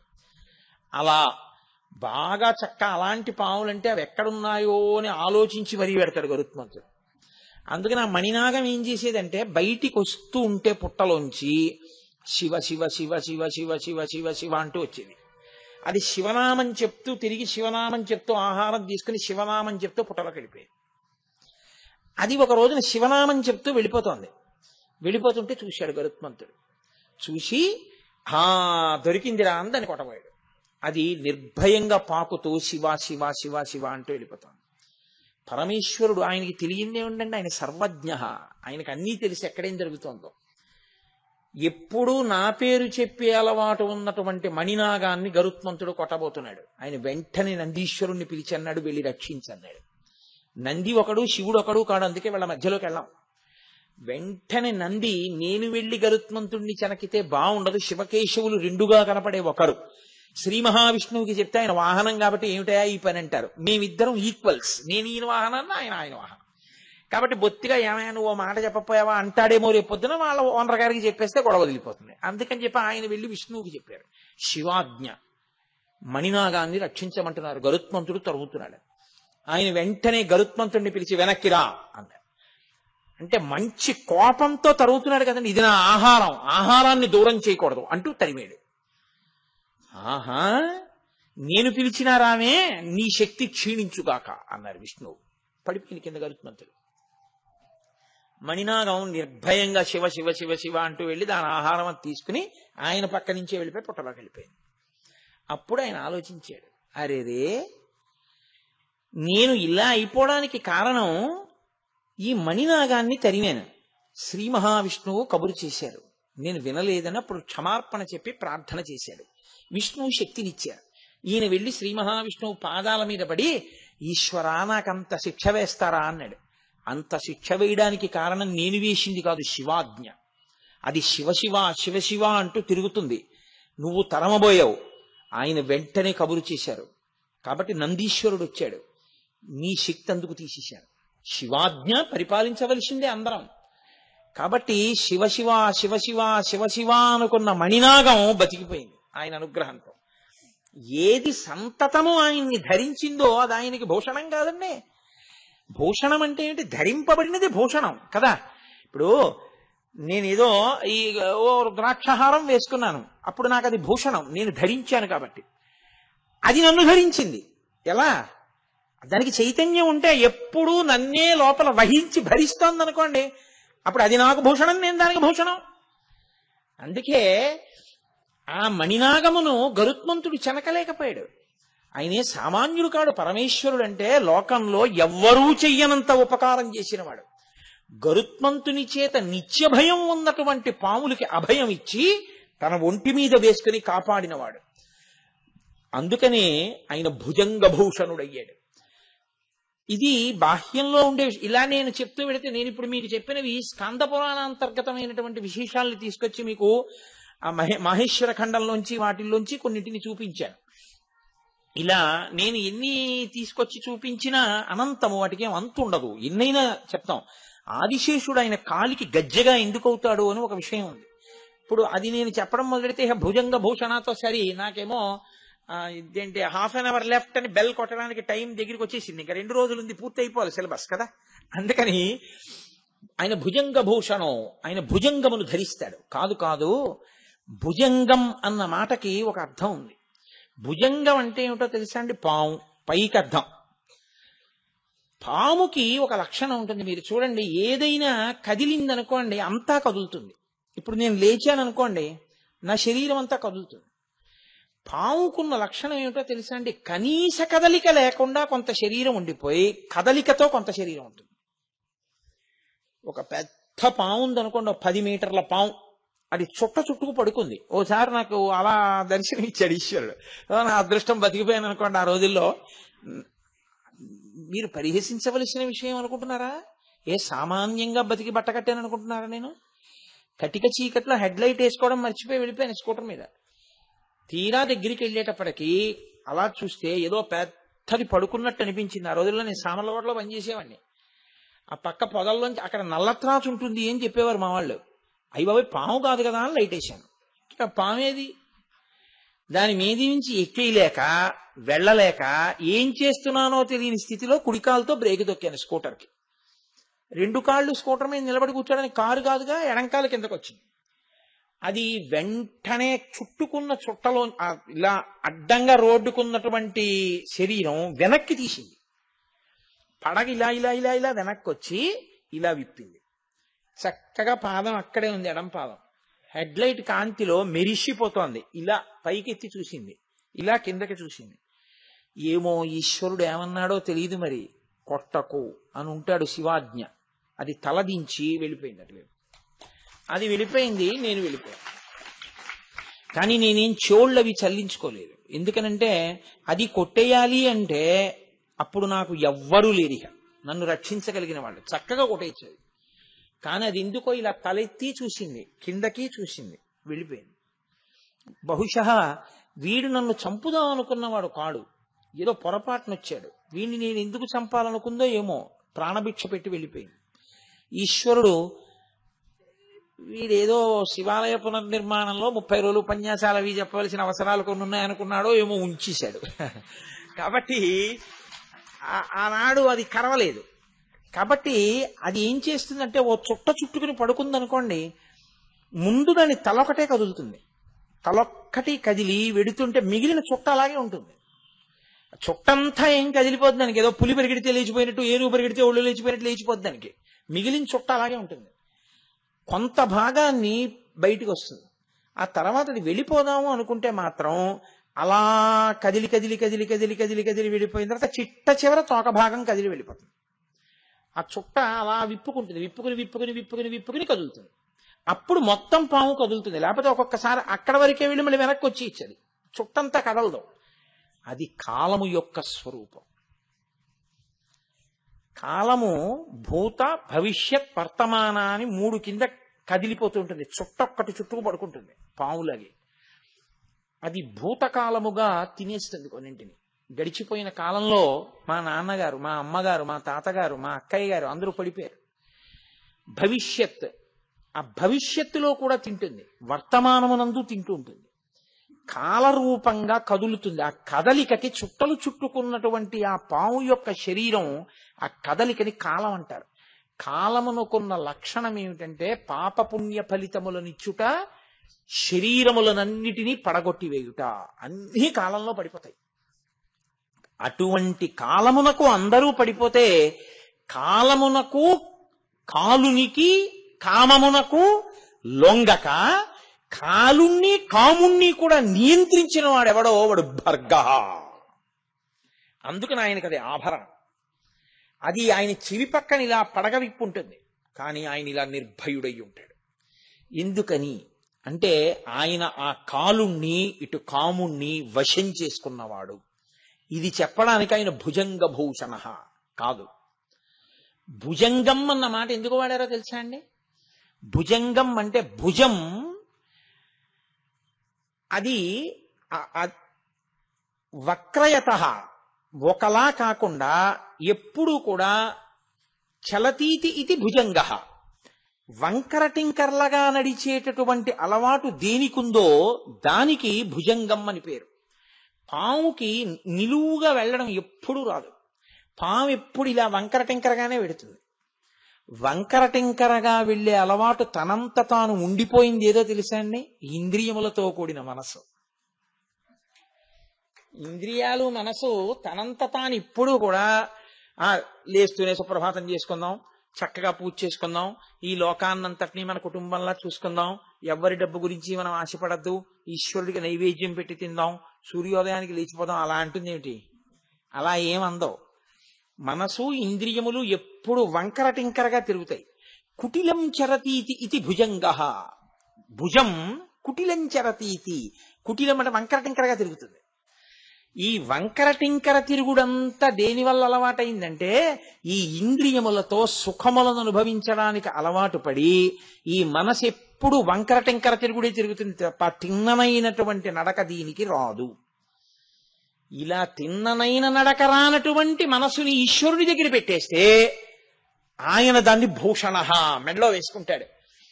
ఆ మనసుని ఆయన స్వీకరించి ఆయనే శరణాగతి చేసిన వాడి మనసుని నడిపించగలిగినటువంటి బాధ్యతని తాను స్వీకరించి మిమ్మల్ని తనకి ఆభరణంగా ఆయన స్వీకరించేస్తాడు. అందుకని ఆయన భుజంగ భూషణ. ఏమండి, మరి మేము గతంలో చేసిన పాపాలు మీరు ఒక్కటే జ్ఞాపకం పెట్టుకోండి. మీకు ఒక్కసారి భగవద్భక్తి కలిగి ఆర్తి కలిగిన తరువాత ఎలుగెత్తి త్రికరణ శుద్ధిగా మీరు పిలవడం మొదలుపెట్టిన తరువాత కూడా మిమ్మల్ని క్షమించి ఉదారుడై మిమ్మల్ని ఉద్ధరించి మీకు పలకకపోతే మీరు ప్రార్థన, పశ్చాత్తాపము, ప్రాయశ్చిత్తము ఈ మాటలకి వాంగ్మయంలో చోటు ఉండదు. ఇక ప్రార్థన అసలు నేను ఎందుకు చెయ్యాలి? నేనేదో పాపం చేశాను, ఏమీ కుదరదు, ఇప్పుడు నేను మారానంటే కుదరదు, అవి అనుభవించు అని ఈశ్వరుడు అన్నాడు అనుకోండి. అప్పుడు నేను ఇంకిప్పుడు మారడానికి అసలు ఎందుకు సాధన చేయడం, ఎందుకు ఇప్పుడు ప్రయత్నం చేయడం? నేను ఎలాగో నేను చేసినవన్నీ అనుభవించాలి, ఇప్పుడు చేసినవి ఎప్పుడో అనుభవంలోకి వస్తాయి. కాబట్టి ఆయన ఏం ఉపకారం చేస్తాడు? ఆయన ఏమీ చేయడు. మీరు ఏ కర్మలు చేశారో ఆ కర్మలు ఈశ్వరుడి కన్నా గొప్పవి కూర్చున్నాయి. అవునా కదా? మీరు కొంచెం జాగ్రత్తగా ఆలోచించండి. నేను గోదానం చేశాను, ఆయన ఫలితం ఇస్తాడు. నేనేదో ఎవరినో బాధ పెట్టాను, దానికి ఫలితం ఇస్తాడు. నేను బాధ పెట్టినటువంటి పాపాన్ని తీయలేడు, నేను గోదానం చేసిన పుణ్యాన్ని ఆయన తీసేయలేడు. ఇప్పుడు కర్మ గొప్పదా, ఈశ్వరుడు గొప్పవాడా? కర్మ గొప్పది. అప్పుడు ఈశ్వరుడి స్థితి ఏమిటి? అది కాదు సనాతన ధర్మంలో. మీకొకసారి పశ్చాత్తాపం కలిగి త్రికరణ శుద్ధిగా మీరు ఈశ్వరుణ్ణి ప్రార్థిస్తే అది ఘృతరీతి ఘనీభూతం దయాళువై పాపమునకు ఇవ్వవలసిన భయంకరమైన ఫలితాన్ని బాగా తగ్గించేసి ఇచ్చేస్తాడు. అంత తగ్గించి ఇవ్వగలిగినటువంటి కృపకి, ఆ స్థితికి మహానుభావుణ్ణి ఇప్పటికైనా మారి మనం ఆయన పాదాలు పట్టుకుందాం అనుకుంటాం. పుణ్యాన్ని ఎందుకు తీసేయడం? అది ఉన్నా కూడా మీరు అనుభవించడానికి శరీరంలోకి రావాలి. కాబట్టి ఇప్పుడు పుణ్యము లేదు, పాపము లేదు, అనుభవించడానికి ఏమీ లేకపోతే రావడం ఎందుకు? ఎత్తి మెళ్ళబడేసుకుంటాడు. ఇంత పాపపు నడవడి కలిగిన వాడిని ఆయనకు ఆభరణం అయిపోయాడంటే, ఒకప్పుడు పాపపు నడవడి, ఇప్పుడు ఆయన మెళ్ళో ఉంటే ఆరాధనీయము. అది ఆ వాసుకి మీకు అనుగ్రహ ప్రదాత అయిపోతాడంతే జీవుడు, ఆ స్థితిని పొందేస్తాడు. ఇది చెప్పడానికి ఆయన భుజంగభూషణ. భక్తి అన్న మాటకు అర్థం ఏంటి? వేదం చెప్పింది చేస్తే కదా భక్తి. అప్పుడు భక్తి లేని స్థితే, భక్తి ఉన్న స్థితే అది. అది మెట్ట వేదాంతం అంటారు, అర్థం లేని వాదం, అది పిడివాదం. కాబట్టి ఆ స్థితిలో ఎవడు నిలబడతాడో వాడికి ఆ కర్మలు మళ్ళీ ఇంకా ఫలితాన్ని ఇవ్వడము అనేటటువంటిది ఉండదు. ఆయన ఖాతాలో ఆఖరికి వెళ్ళేటప్పటికి ఈశ్వరుడు ఏం చేస్తాడంటే కుడి చేతి వైపు పేజీ మీద ఇలా కొట్టేస్తాడు. ఏం లేదు, పాపం తీసేశాను, పుణ్యం తీసేశాను. పుణ్యం లేదు, పాపం లేదు, అనుభవించడానికి ఏం లేదు. కాబట్టి ఏం చేస్తాడు? నవ్వుతూ వెళ్ళిపోయే స్థితి ఇచ్చేస్తాడు. నవ్వుతూ వెళ్ళిపోయాడు కదా, రావక్కర్లేదు, తన మెళ్ళో పడేసుకుంటాడు. అది పాము అని మీరు అనుకుంటున్నారు, కానీ ఇప్పుడు అది భుజంగభూషణ, తన మెళ్ళో వేసుకుంటాడు. ఇది ఆయన ఇవ్వగలడు కాబట్టి ఇమ్మని ప్రార్థించారు. నేనేమీ చెయ్యలేదని చెప్తున్నాను, నన్ను అనుగ్రహించన్నారు కొంతమంది. శ్రీశైలేషు భజింతునో యభవ కాంచీనాథు సేవింతునో కాశీవల్లభు కల్వబోధున మహాకాళేషు పూజింతునో నా శీలం మణువైన మేరుమణుచున్ రక్షింపవే నీ కృపాశ్రీ శృంగార విలాసహాసముల చేసి కాళహస్తీశ్వర అంటాడు ధూర్జటి. కాబట్టి భుజంగభూషణ అంటే కుటిలముగా వంకర టింకర్లగా తిరిగేటటువంటి అలవాటు ఉండిపోయినటువంటి స్థితి నుంచి ఉద్ధరించగలిగిన వాడు. అంటే మనసు కోర్కెతో వెంపర్లాడకుండా చేయగలిగినటువంటి స్థితి ఉన్నవాడు. అయితే మీరు నాతో ఒక మాట అనొచ్చు, అయితే ఏమండి భాగవత సప్తాహం చేద్దామని ఉంది, ఆ కోరిక కూడా మాకు పుట్టకూడదా? మరి అది కూడా కోరికేగా. మరి ఆ కోరిక తీర్చుకుంటే మళ్ళీ ఇంకోసారి సప్తాహం చేద్దాం అనిపిస్తే తప్పేమో. మీరు ఎప్పుడూ ఒకటి గుర్తుపెట్టుకోండి, వెంకటేశ్వర స్వామి వారి ముందు నిలబడి ఇద్దరు నమస్కారం చేశారు. ఒక ఆయన అన్నాడు, ఈశ్వర నా కొడుక్కి మంచి ఉద్యోగం వచ్చేటట్టు చూడు. ఇప్పుడు ఆయన కామిత భక్తుడు, ఆయనకి కామ్యముతో నమస్కరించినాడు. ఇంకొక ఆయన అన్నాడు, ఈశ్వర మా ఊళ్ళో వెంకటేశ్వర వైభవం చేద్దాం అనుకుంటున్నాం, నిర్విఘ్నంగా వెంకటేశ్వర వైభవం యొక్క ప్రయోజనం అందరికీ అందేటట్లుగా చూడు అన్నాడు. ఇద్దరూ కోరికలు కోరిన వాళ్లేనా? కాదు. శాస్త్రంలో ఎవడు కేవలము ఈశ్వర భక్తిని మాత్రమే కోరాడో వాడు కోరనివాడు. ఈశ్వర భక్తి వినా ఈ లోకమునందు పనికొచ్చేవి మాత్రమే కోరినవాడి. కాబట్టి భాగవత సప్తాహం చేయడం కోరికేనా అంటే కోరిక లేని స్థితే అవుతుంది అది. ఎందుకంటే అది ఉద్ధరణ మార్గం. మీరు ఒక్కటే గుర్తుపెట్టుకోవాలి, తాడే ఇలా తిప్పేశారు, కట్టేశారు, ఇలా తిప్పేశారు, విప్పేశారు. అప్పుడు తాటిని తిప్పారు, ఇప్పుడు తాటిని తిప్పారు. కానీ ఒకసారి తిప్పితే కట్టుకుంది, ఒకసారి తిప్పితే విప్పుకుంది. ఈశ్వరుడి ముందుకెళ్ళి నిష్కామంగా ఈశ్వర కార్యం చేయడం తాడు విప్పుకోవడం, ఈశ్వరుడు ముందుకెళ్ళి కామంతో కార్యం చేయడం, కామం అంటే కోరికతో మీరు ఒక పని చేయడం కట్టుకోవడం, అది కట్టుకోవడమే. నాకో పుణ్యం వస్తుందండి అని చేశాను అనుకోండి, ఆ పుణ్య ఫలితాన్ని అనుభవించడానికి రావాలి. అది వద్దు, ఇది వద్దు. చేసేసి ఉమామహేశ్వర పర బ్రహ్మార్పణమస్తు, వాడు చేయించాడు, వాడికి వెళ్ళిపోయింది. నీకేముంది? ఏమీ లేదు, నాకేం అక్కర్లేదు కూడా. కాబట్టి ఇప్పుడు ఇటు లేదు అటు లేదు, 2 పేజీలు లేవు, పుస్తకం ఏంటి ఇంకా? కాబట్టి వాడు నవ్వుతూ వెళ్ళిపోతాడు. కాబట్టి చేసిన కర్మని ఈశ్వరునికి ధారపోసి బ్రతుకుట త్రికరణ శుద్ధిగా. నీకు ఫలితం ఈశ్వరుడే. ఇలా చేసిన వాడు ఎవడుంటాడో వాడిని ఈశ్వరుడే పొదివి పట్టుకుని ఉంటాడు. ఇంకంతకన్నా ఏం కావాలి నీకు? ఈశ్వరుడే కాపాడుతుంటాడు. అది అచంచల భక్తి.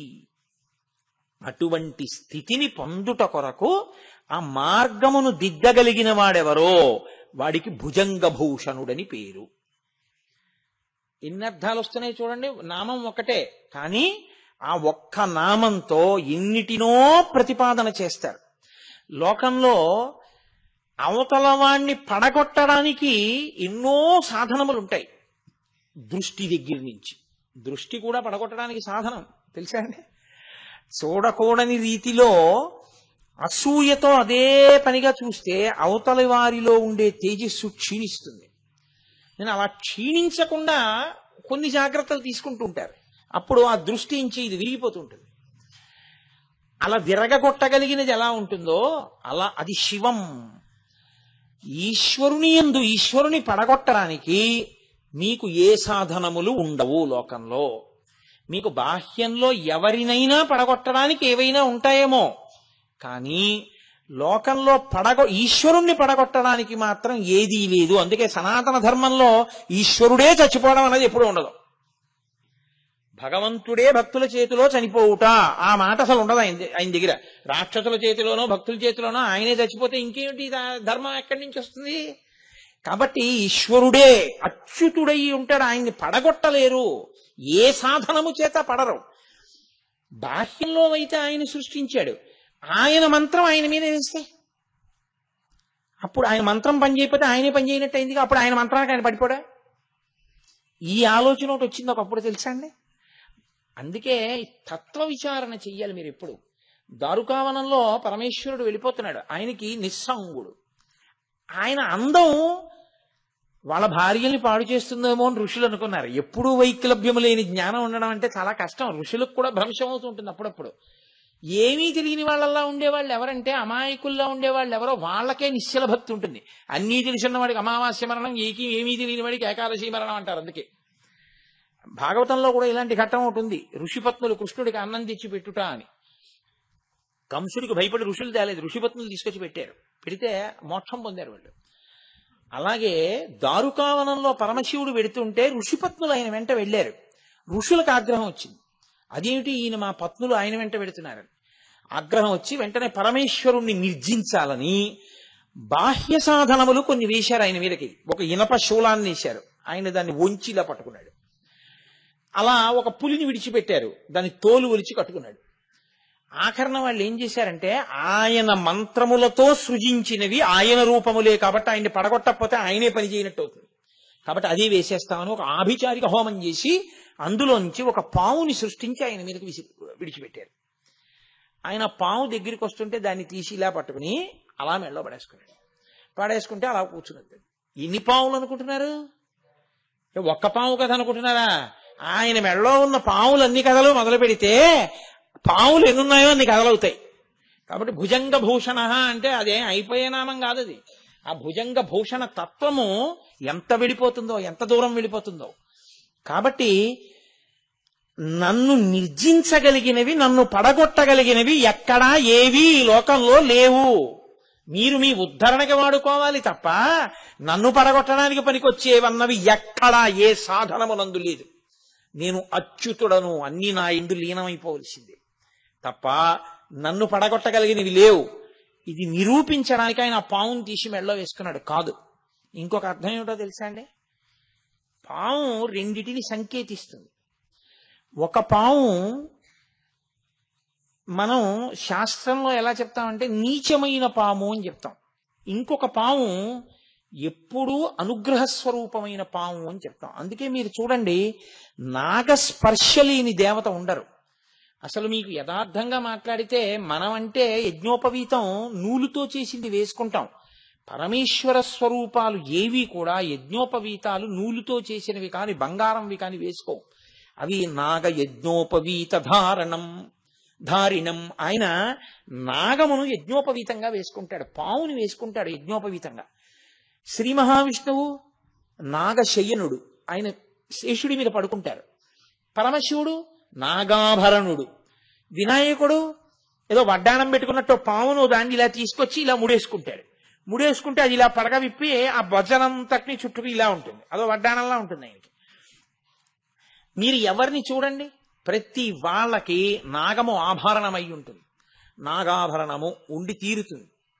అసలు ఇంకా మాట్లాడితే నాగాభరణాలు పెట్టుకున్నారని శ్రీ మహావిష్ణువు ఈ పక్కన పెట్టుకున్న వాటికి ఇలా పడగలు పట్టుంటాయి, నాగాభరణం పెట్టుకున్నాడంటారు. అందుకే చంద్రశేఖర భారతీ స్వామి వారి దగ్గరికి కొంతమంది వెళితే ఆయన అందరినీ పేర్లు అడిగితే చెప్పారు. ఒక ఆయన వీళ్ళందరూ వెళ్ళిపోయాక చెప్తానన్నారు. ఏమలాగా అంటే కాదులేడి చెప్పుకోవడానికి కొంచెం మొహమాటం అన్నాడు ఆయన. అందరూ వెళ్ళిపోయాక ఏమిటి నీ పేరు అన్నారు ఆయన. భుజంగం అండి అన్నాడు. భుజంగం అంటే చెప్పడానికి భయం ఎందుకు అన్నారు ఆయన. భుజంగం అంటే పాము కదండి, సిగ్గేసి చెప్పలేదన్నాడు. అంటే ఆయన అన్నారు, చంద్రశేఖర భారతీ స్వామి వారు, మీ నాన్నగారు అమ్మగారు చాలా దూరదృష్టి ఉన్నవారు. లోకంలో అన్నిటికన్నా తక్కువ విలువ ఉన్నదాన్ని అలా పడేస్తారు, బాగా విలువైన దాన్ని బీరువాలో పెట్టి దాచుకుంటారు దొంగలకి దొరకకూడదని.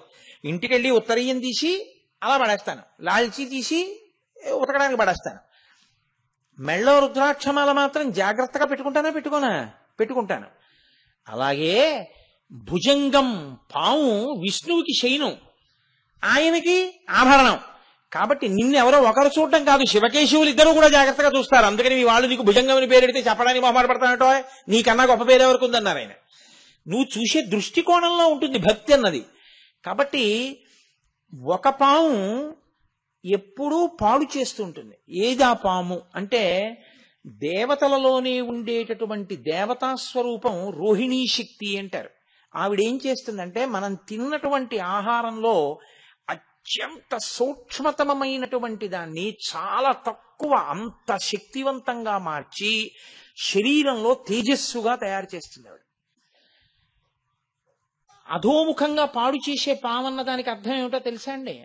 ఆ పాము అది తల ముందు లోపలికి పెట్టి పుట్టలోకి వెళ్ళిపోయే పాము అనమాట. అది ఏం చేస్తుందంటే ఆ తేజస్సుని లౌకికమైనటువంటి స్త్రీ పురుష సంబంధమైన కామము కల్పించి విశేష కామము వలన అర్థం పర్థం లేకుండా శరీరంలో ఉన్న తేజస్సు నిరంతరం క్షయమైపోయేటట్టుగా చేస్తుంది. దాని వలన తేజోహీనుడై ప్రాణశక్తి గ్రసించబడి ఓజోశక్తి పెరగక, జ్ఞాపక శక్తి ఉండక, విషయాలని ధారణ చెయ్యలేక, ఆసన శుద్ధితో కూర్చోలేక, ఈశ్వరుడు యందు జ్ఞాననేత్రము తెరవలేక ధ్యాన శక్తి నశించిపోతూ ఉంటుంది. దాని వలన ఈశ్వరుణ్ణి చేరలేడు. ఇంకొకటి ఊర్ధ్వముఖ చలనం చేస్తుంది, అది పైకెక్కుతుంది. దాని మంత్ర రహస్యాన్ని బహిరంగ వేదికల మీద చెప్పేది కాదు, అది ఆ కుండలి యోగం గురించి.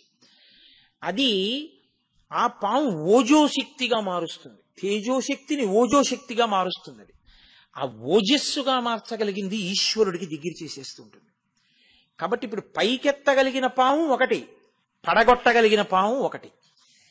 ఈశ్వరుడు కింద పడిన దాన్ని ఎత్తి పైనేసుకున్నాడు. అంటే పాడైపోతున్న నువ్వు నీ ఇంద్రియములను నువ్వు అదుపు చేసుకోలేకపోతే ఈశ్వరుడు యొక్క పాదములు పట్టుకని ప్రార్థన చేస్తే శ్రీ శర్వాణి నిజంకమందునగుచుంజెన్నొందలంబోదరుండీశా దక్షిణ శక్తి దేహమున తానింపారియుండంగ రాత్రీషుండుత్తమ దేహములందు వెలుగుల్ రంజిల్లగా నొప్పునో కాశీనాథయ సంగవేడతను నా కామ్యార్థముల్ వేట్కతో అని నువ్వు పరమేశ్వరుణ్ణి ప్రార్థన చేస్తే ఆయన ఎత్తి మెడలో వేసుకుంటాడు. మెడలో వేసుకుంటే అప్పుడు నువ్వు సంతోషంగా పైన పడగ విప్పి నిలబడగలుగుతావు. ఈ తేజోశక్తిని ఓజోశక్తిగా మార్చగలిగినటువంటి స్థితిని ఇయ్యగలవాడను నేను అని చెప్పడానికి ఆయన భుజంగభూషణుడై ఉంటాడు. ఇన్నిటిని చెప్పడం భుజంగ భూషణ అన్న మాట వెనక ఉండేటటువంటి నామం వెనక ఉండేటటువంటి రహస్యం. ఈ భుజంగ భూషణుడైన వాడు, సరే అక్కడ వరకు వినండి చాలు, మీరు ప్రాజ్ఞులు, మీకు ఎన్నో తెలుసు, నేనేదో చెప్తానంతే. కాబట్టి ఆ భుజంగ భూషణుడు రుద్రుడు. రుద్రుడు అన్న మాట చాలా జాగ్రత్తగా మీరు అర్థం చేసుకోవాలి. ఎందుకంటే యజుర్వేదంలో అసలు ఆ అధ్యాయానికి పేరే రుద్రాధ్యాయము. రుద్రాధ్యాయము అని పేరు. ఆ అభిషేక మంత్రాలకి నమ్మక చమకాలు రెండింటినీ కలిపి రుద్రాధ్యాయం అంటారు. రుద్ర అంటే చాలా మంది ఏమనుకుంటారంటే చాలా కోపం ఉన్నవాడు. కాదు. రుత్ అన్న మాటకు అర్థం ఏమిటో తెలుసా అండి? ప్రతిబంధకము అని అర్థం. ఓ కమండలంలో నీళ్లు పోసుకుని మీరు ఇలా అభిషేకం చేస్తున్నారనుకోండి, ఓ చిగురుటాకు ఉండిపోయి అది కమండల ద్వారం దగ్గర అడ్డుగా పడిపోయింది అనుకోండి, ఇంకా నీళ్లు వెళ్ళవు, అభిషేక ప్రక్రియకి అంతరాయం వస్తుంది. అప్పుడు మీరు ఏం చేయాలంటే నీళ్లు ఇలా అన్నారనుకోండి, నీళ్లు వెనక్కి ఎడతాయి, చిగురుటాకు మాత్రం ద్వారానికి అలాగే మూసుకుని ఉంటుంది అంటుకుని. మళ్ళీ మీరు ఇలా అన్నారనుకోండి, మళ్ళీ నీళ్లు పడవు. ఇప్పుడు మీరు దాన్ని ఇలా ఇలా అన్నారనుకోండి, నీళ్లు బయటకు వస్తాయి, చిగురుటాకు రాదు.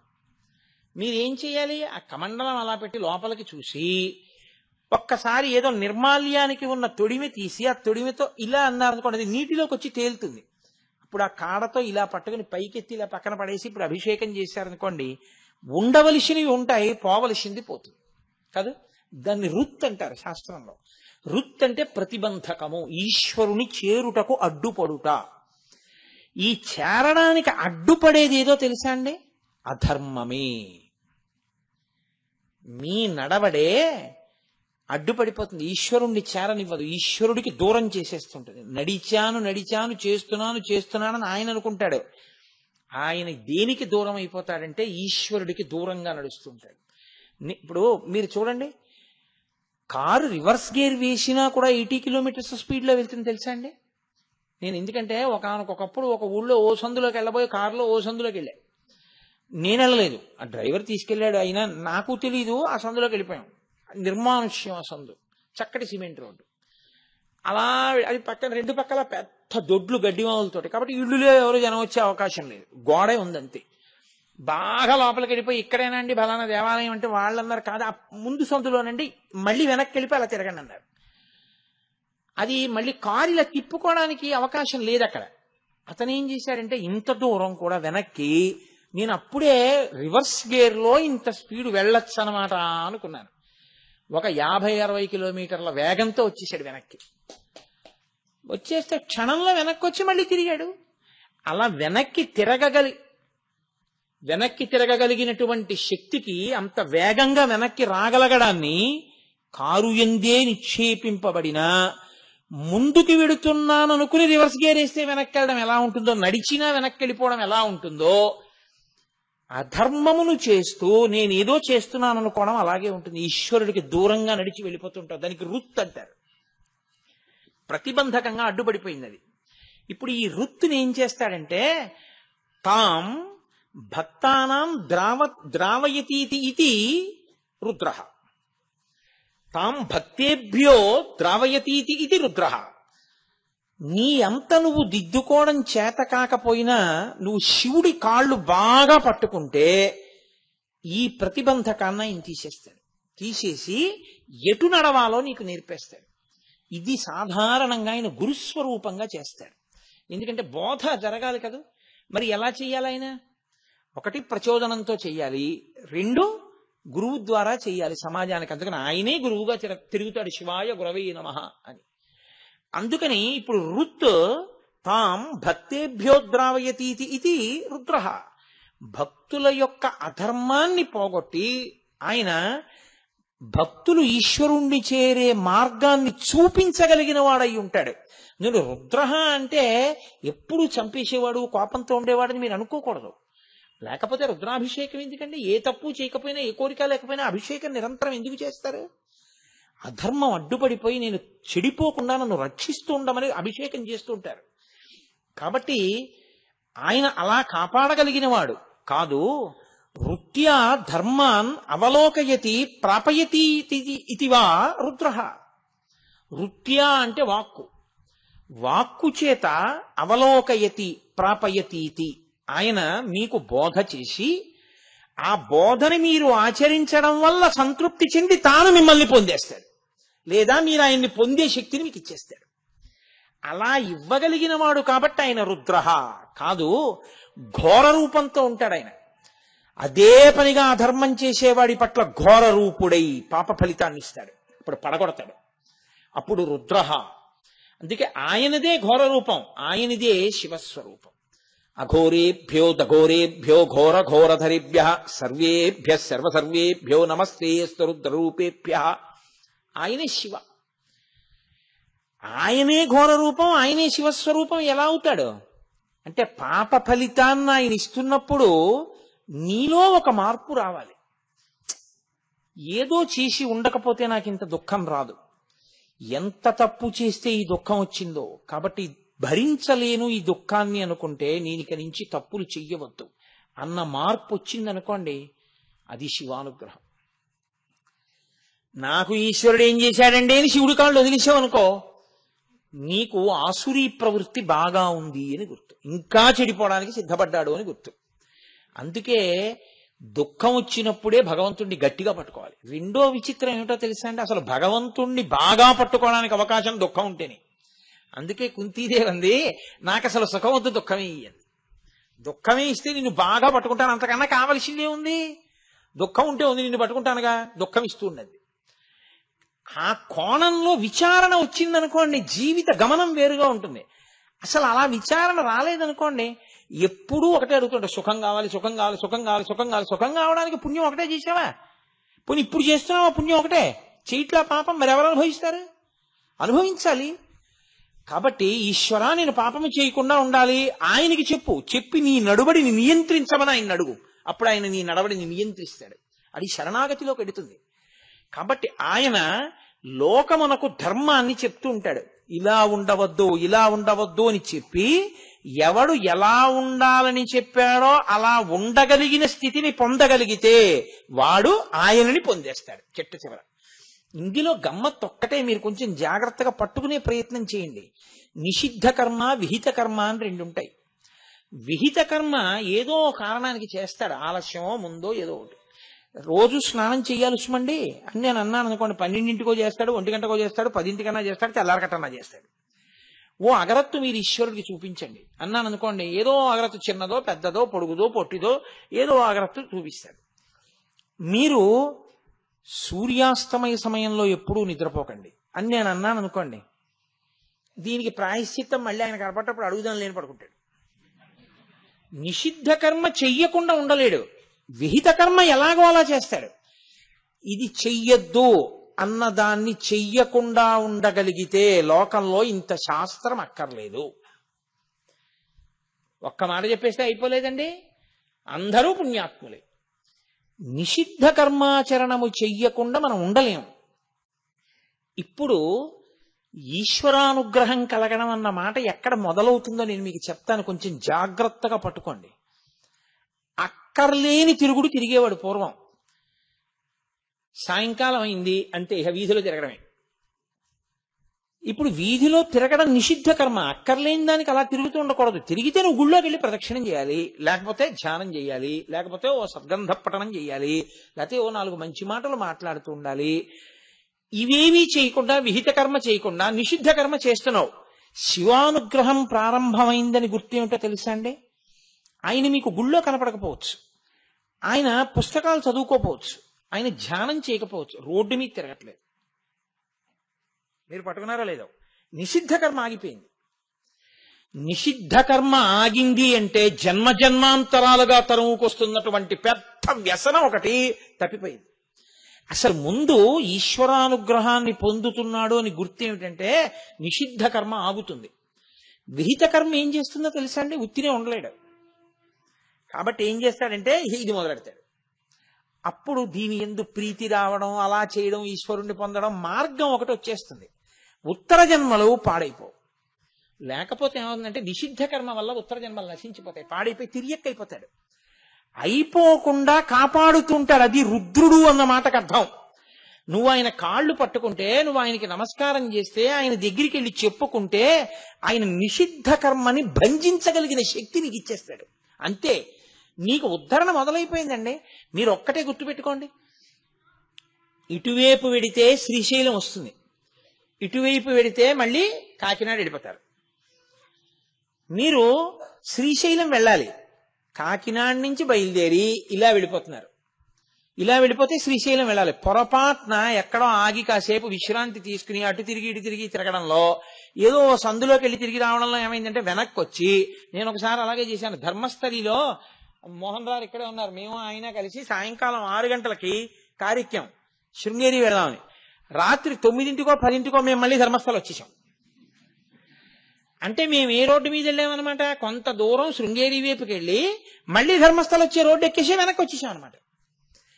వెనక్కి వచ్చేయడం నిషిద్ధ కర్మ. కనీసంలో కనీసం అరే మళ్ళీ ధర్మస్థలం వైపు వెళ్ళిపోతున్నామని మనం ఆగేమనుకోండి, ఇంత వెనక్కి వెళ్ళావుగా, దారి ఎక్కడ తప్పావో అక్కడ దిద్దుకుంటావు. అసలు ఆగకుండా అదే పనిగా వెనక్కి వెళ్ళిపోతే స్పీడ్గా శృంగేరి వెళ్ళిపోతున్నారు అంటే, అలా వెళ్లకుండా ఆగితే చాలు, కొంత నీకు కలిసి వస్తుంది. నిషిద్ధ కర్మని చెయ్యకుండా ఉండగలిగిన బలం వస్తే చాలు, వాడు ధన్యుడు. అలాంటి బలం ఎక్కడ మొదలవుతుందో తెలుసా అండి? రుద్రానుగ్రహంగానే మొదలవుతుంది. అందుకే ఏ నక్షత్రంలో పుట్టాడని చూడకూడదు. పిల్లాడో పిల్లో పుట్టగానే రుద్రాభిషేకాలు జరగాలి.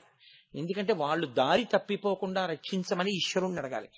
పనికి మాలిన ఖర్చు అంతా ఎంతైనా పెట్టేసి ఈ నక్షత్రంలో పుడితే ఏమీ చేయించక్కర్లేదా అని అడగకూడదు. ఏమీ చేయించొద్దని చెప్పినా నీ మోహం నేను రుద్రాభిషేకం చేయిస్తానని చెప్పాలి. చెప్పి చేయించుకోవాలి నువ్వు 4 మాటలు. నీ పిల్లల మీద పేరు మీద నీ పేరు మీద అభిషేకం జరుగుతూ ఉండాలి. అభిషేకం జరగకపోతే ఎలా వస్తుంది నీకు అసలు నిషిద్ధ కర్మని బంధించగలిగిన శక్తి? కాబట్టి ఇది ఈశ్వరానుగ్రహం. తర్వాత విహిత కర్మాచరణం వైపుకి ఒక్క మాట చెప్పిన ఉపన్యాసం పూర్తి చేసేస్తాను ఇవాళ. ధర్మం నడవడమే, ధర్మం పట్టుకోవడమే. ఇప్పుడు ధర్మం పట్టుకోవడం అంటే ఒక్క మాట చెప్పి వెళ్ళిపోతానన్నావు. ధర్మం అంటే స్నానం చేయడమా, పూజ చేయడమా, ఏం చేయడం? మనుష్యులకు సంబంధించినంత వరకు పరమధర్మం ఏమిటో తెలుసా అండి? మీ బాధ ఏదో దాన్ని ఇతరుల యందు కూడా మీరు చూసి ఆ బాధ తీర్చడానికి మీకున్నది మీరు ఇవ్వగలిగిన ప్రజ్ఞ మీ యందు పెంచుకొనుట. ఇందులో అన్నిటికన్నా పెద్ద బాధ ఏదో తెలుసా అండి? ఆకలియే. ఆకలి తట్టుకోలేని బాధ. అన్ని దానముల కన్నా అన్నదానము మిన్నా అని ఎందుకంటారంటే, ఆ బాధ ఉంటే వాడు ఏమీ చేయలేడు. పట్టెడన్నం నువ్వు పెట్టగలిగితే అంతకన్నా గొప్పది లోకంలో లేదు. కానీ దీనికి వచ్చిన పెద్ద సమస్య ఏమిటో తెలుసా అండి? ఇష్టాపూర్తములు అని మనకి శాస్త్రంలో 2 మాటలు ఉంటాయి. అన్నం పెట్టడం అంటే అన్నం పెట్టేయడం కాదు, మీరు తెలుసుకుని చెయ్యాలి. ఇష్టాపూర్తములు అంటారు. పూర్తము అన్న మాటకు అర్థం ఏంటంటే అందరి చెయ్యి పడితేనేది శ్రేష్టము అని. పూర్తము ఒక గుడి కట్టుట, శివాలయ పునర్నిర్మాణానికి నేను ఎవరికో అయ్యా నేను వచ్చి మీకు 20 రోజులు ఉపన్యాసాలు చెప్తాను, మీరు ఒక్క 10 లక్షలు ఇవ్వండి అని చెప్పి పట్టుకొచ్చి 10 లక్షలు ఇప్పించేసాను అనుకోండి, అది గొప్పదేం కాదు, ఆయన గొప్పవాడు. ఓ హుండీ పెడతాను, మనందరం తలకో చెయ్యి వేసి గుడి కట్టుకుందాం అంటే ఆ హుండీలో కొంత డబ్బు వచ్చింది అనుకోండి, అది పూర్తము. రిక్షా తొక్కేవాడి దగ్గర నుంచి కాలు మీద కాలేసుకు బతికేవాడి ద్రవ్యంతో కలిపి ఆ డబ్బు ఉంది. ఇప్పుడు ఆ డబ్బుతో గుడి వస్తోంది. అందరూ కలిపి గుడిని బతికించుకున్నారు. పూర్తం. పూర్తం ఎప్పుడు అందరం కలిసి చేయడం మంచిది. పల్లకి పట్టుకోవాలి, అందరం పల్లకి పట్టుకుంటాం. రథం లాగాలి, అందరం లాగాలి. గుడి కట్టాలి, అందరం కట్టాలి. ఉత్సవం చెయ్యాలి, అందరం కలిసి చెయ్యాలి. నీకు ఆకలేసింది, నువ్వు అక్కడికే తినాలి. అది ఇష్టం. ఇష్ట అంటే ఏమిటో తెలుసా అండి? శాస్త్ర పఠనము, అనుష్ఠానము, ఉపాసన, యజ్ఞయాగాది క్రతువులు నీ ఒక్కడివే చేస్తూ ఉండడం. ఈ 2 చేస్తే ఏమవుతుందంటే చిత్తశుద్ధి వస్తుంది. మీకు వెంటనే అది ఏదో గొప్పగా ఈశ్వరానుగ్రహాన్ని ప్రసరించేస్తుందని నేను అంటలేదు, చిత్తశుద్ధి వస్తుంది. ఈ చిత్తశుద్ధి వస్తుందన్న మాట ఎందుకంటున్నానో తెలుసా అండి? అది పాడు కూడా చేసేస్తుంది. అందుకే పెళ్లి చేసేటప్పుడు పెళ్లి కొడుకుని తీసుకొచ్చి వీడికి పిల్లనివ్వచ్చా ఇవ్వకూడదా ఎవరు చెప్పాలో తెలుసా? కన్యాదాత గారు కాదు పిల్లనిచ్చేయడానికి సిద్ధపడవలసింది, తండ్రి కాదు వీడికి పిల్లనిచ్చేయండి అని చెప్పేది. పెళ్లి కొడుక్కి స్నాతకం జరుగుతున్నప్పుడు వేదిక మీద గురువు గారు తప్పకుండా ఉండాలి. గురువు గారు ఏం చెప్తారంటే, నాయనా నువ్వు గృహస్థాశ్రమంలో పెడుతున్నావు కదా, నువ్వు 10 మందికి పెట్టి నువ్వు బతకాలి. కాబట్టి పెడతావా? సత్యం వద ధర్మం చర ధర్మాన్న ప్రమదితవ్యం. ధర్మం విషయంలో పొరపాటు పడకుండా ఉంటావా? అలాగే గురువుగారు ఉంటాను. అయితే సత్యాన్న ప్రమదితవ్యం, సత్యం విషయంలో పొరపాటు పడకుండా ఉంటావా? ఉంటాను. కుశలాన్న ప్రమదితవ్యం, కౌశలం నేర్చుకుంటావా? దర్భని ఎంతవరకు కొయ్యాలో అంతవరకే కొయ్యాలి, నీకెంత కావాలో అంత పుచ్చుకోవాలి తప్ప అక్కర్లేని వాటికి వెంపర్లాడకుండా ఉండగలవా లోకంలో? ఉంటాను. 10 మందికి పెడతావా? పెడతాను. ఇచ్చేటప్పుడు ఎలా పెడతావు? ఎందుకో తెలుసా అండి, పెట్టడమే కొంప ముంచడం మొదలెడుతుంది. ఏమిటో తెలుసా కారణం? ఆయన దాత ఒక పేరు వస్తుంది. ఇప్పుడు అందరూ ఆయన్ని చూసి ఏమండం మొదలెడతారంటే, మహానుభావుడండి, ఆయన ఎన్నిచ్చాడో తెలుసా, ఆయన ఎన్నిచ్చాడో తెలుసా. పాపం ఆయన ఉద్ధరణ పొందుదామని మొదలెట్టాడు, ఈశ్వరుణ్ణి చేరుకుందామని మొదలెట్టాడు, ఈశ్వరుడి గురించి ప్రస్తావన మొదలెట్టాడు. అందరూ కలిసి ఆయనేనండి అంత ఇచ్చాడు, ఆయనేనండి అంత ఇచ్చాడు అని అస్తమానం అంటుంటే, నేనేనండి అంత ఇచ్చాను అన్నది ఆయనకు వస్తుంది. ఈ అహంకారం ఏం చేస్తుందంటే పడగొట్టేస్తుంది. ఇది పడగొట్టకుండా ఉండడానికి గృహస్థాశ్రమంలో వెళ్ళిన వాడికి ఏం చెప్తారో తెలుసా అండి? శ్రియాదేయం. నువ్వు ఇచ్చేటప్పుడు శ్రియాదేయం, హ్రియాదేయం, సంవిధాదేయం, శ్రద్ధయా దేయం, అశ్రద్ధయా అదేయం. శ్రద్ధగా ఇవ్వాలి సుమా, సిగ్గుపడుతూ ఇవ్వాలి సుమా, లజ్జతో ఇవ్వాలి సుమా, భయపడుతూ ఇవ్వాలి సుమా. ఎందుకని? మిగిలిన దేశాలకి మన దేశానికి తేడా ఎక్కడో తెలుసా అండి? పెద్ద సభ చేసి ఒకడికి ఫీజు కడుతున్నానంటే, ఫీజు కట్టే వాళ్ళందరూ కలిసి ఓ డబ్బాలో డబ్బులు వేసుకుని, ఫీజు ఎవడికి కడుతున్నారో వాడిని వచ్చి సభలో నించొమ్మని వాడికి కుర్చీ ఇవ్వకుండా వీళ్ళందరూ కుర్చీలు వేసి కూర్చుని, డబ్బు లేని పిల్లలకి కొంతమందికి ఫీజులు కడుతున్నాం, ఆ డబ్బు లేని పిల్లలారా నడిచి రండి పేరు పిలిచి, వాడు నడిచొస్తుంటే ఇంతమంది మధ్యలో డబ్బున్న వాళ్ళమని వీళ్ళు కుర్చీల్లో కూర్చుంటే వాడిని పిలిచి వాడికి ఆ డబ్బిస్తే వాడు సంతోషంతో తీసుకుంటాడా, సిగ్గుతో చచ్చిపోతాడా? మీరు ఆలోచించండి. మనకి సనాతన ధర్మం ఏం నేర్పిందంటే, అలా డాంబికముగా ఇయ్యవద్దు. నువ్వు ఇచ్చేటప్పుడు సిగ్గుతో ఇయ్యి. ఎందుకు ఇవ్వాలి సిగ్గుతో? ఈశ్వరా, ఇది ఎవరికన్నా తెలిసిపోయిందేమో నేను ఇచ్చానని, సిగ్గుతో ఇయ్యి. ఈశ్వరా, నువ్వు నాకు ఇచ్చినంత నేను నిజంగా ఇచ్చేస్తున్నానా? సిగ్గుపడుతూ ఇయ్యి. ఈశ్వరా, అతనికి నిజంగా ఆర్తి తీరగలిగినంత నేను ఇవ్వగలుగుతున్నానా? లజ్జతో ఇయ్యి.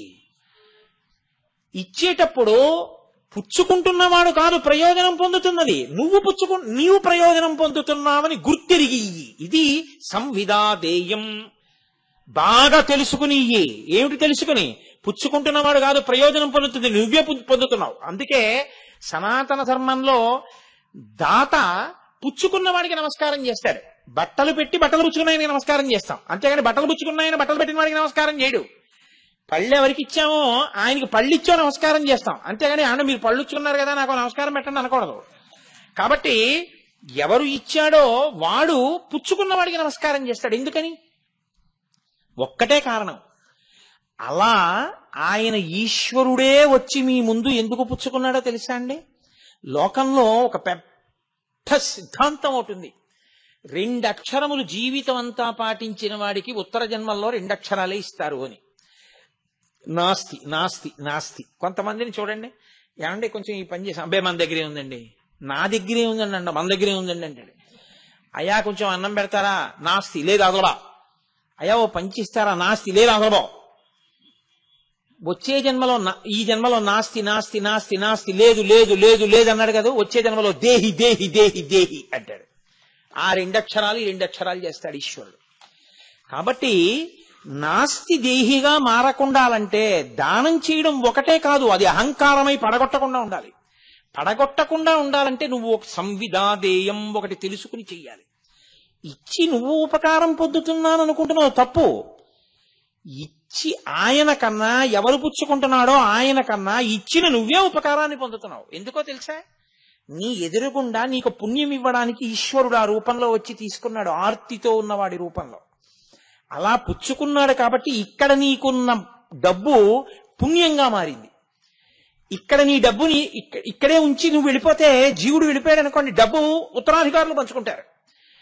నీవు పుణ్యం చేసి వెళ్ళిపోయావు, ఈ పుణ్యం నీతో వస్తుంది. ఇప్పుడు ఈ పుణ్యం నీతో వచ్చింది కాబట్టి ఉత్తర జన్మలో ఏమైంది? నువ్వు ఇలా చెయ్యి చాపక్కర్లేదు, ఇలా పెట్టే చెయ్యే అవుతుంది. ఇలా పెట్టే చెయ్యి ఎందుకైంది? ఇక్కడ నువ్వు పెడదాము అంటే పుచ్చుకునేవాడు వాడు దొరికాడు కాబట్టి. కాబట్టి ఈశ్వర నువ్వొచ్చి అలా పుచ్చుకున్నావు.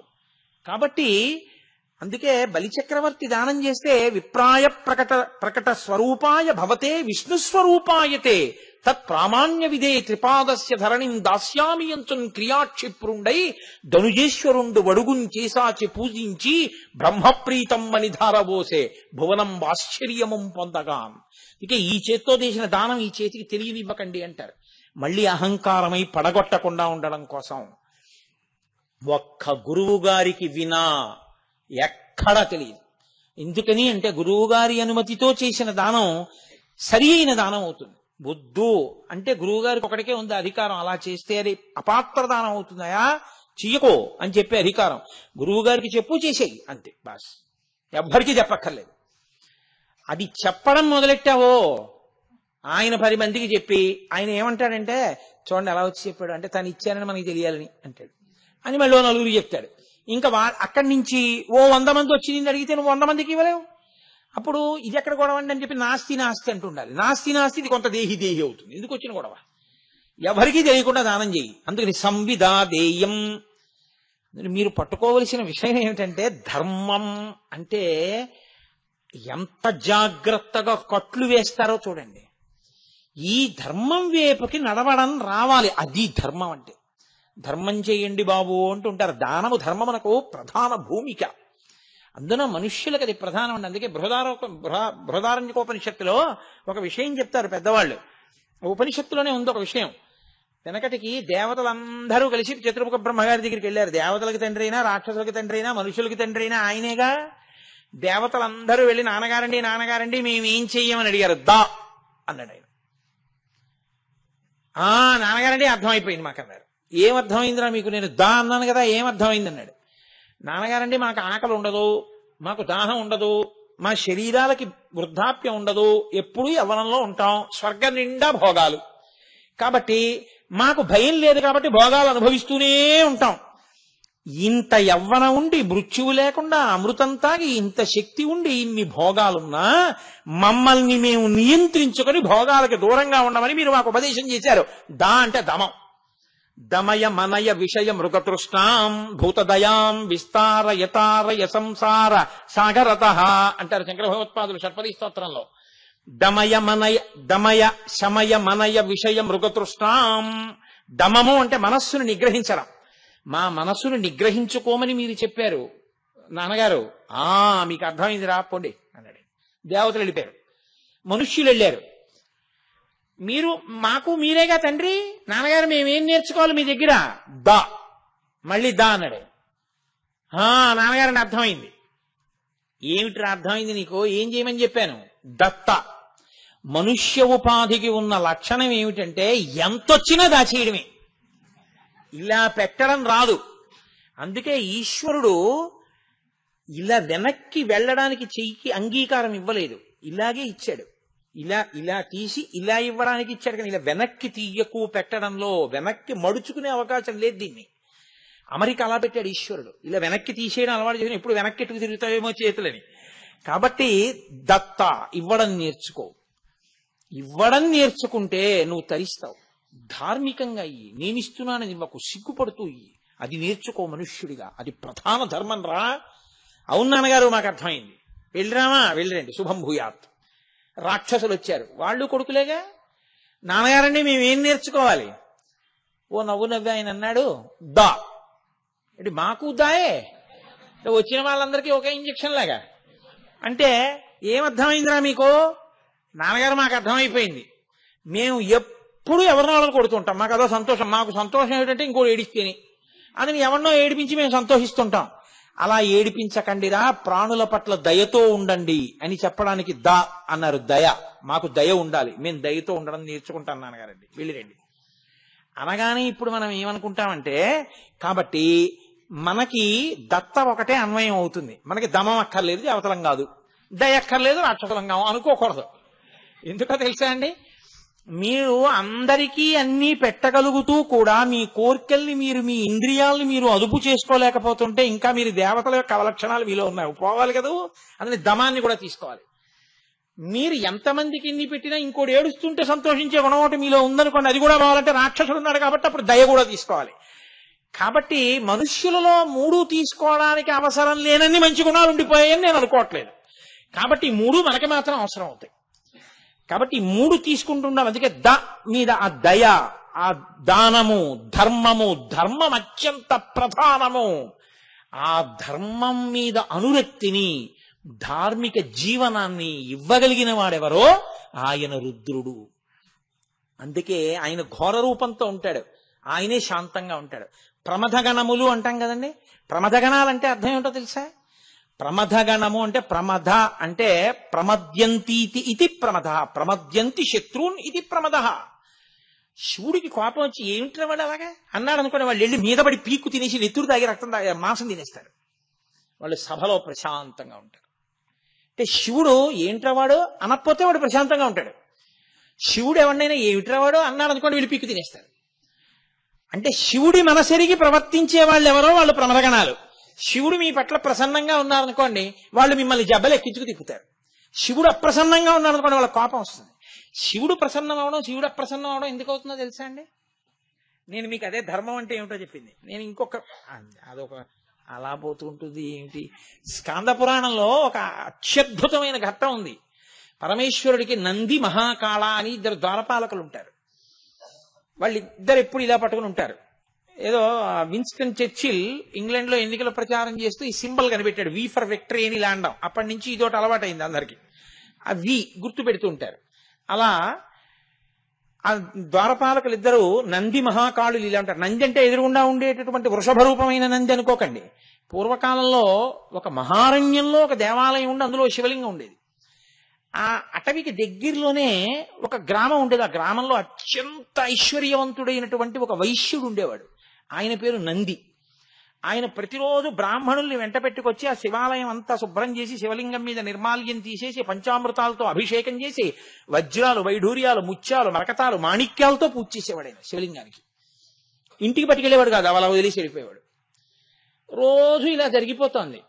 నల్లగా 7.5 అడుగుల ఎత్తు, ఏనుగు తొండాల్లాంటి భుజాలు, భయంకరమైన రూపం, వారానికి ఒకసారి స్నానం చేసే అలవాటు ఉన్న ఒక కిరాతుడు ఓ రోజున అక్కడే ఉన్నటువంటి ఏట్లో స్నానానికి వచ్చాడు వేటాడి.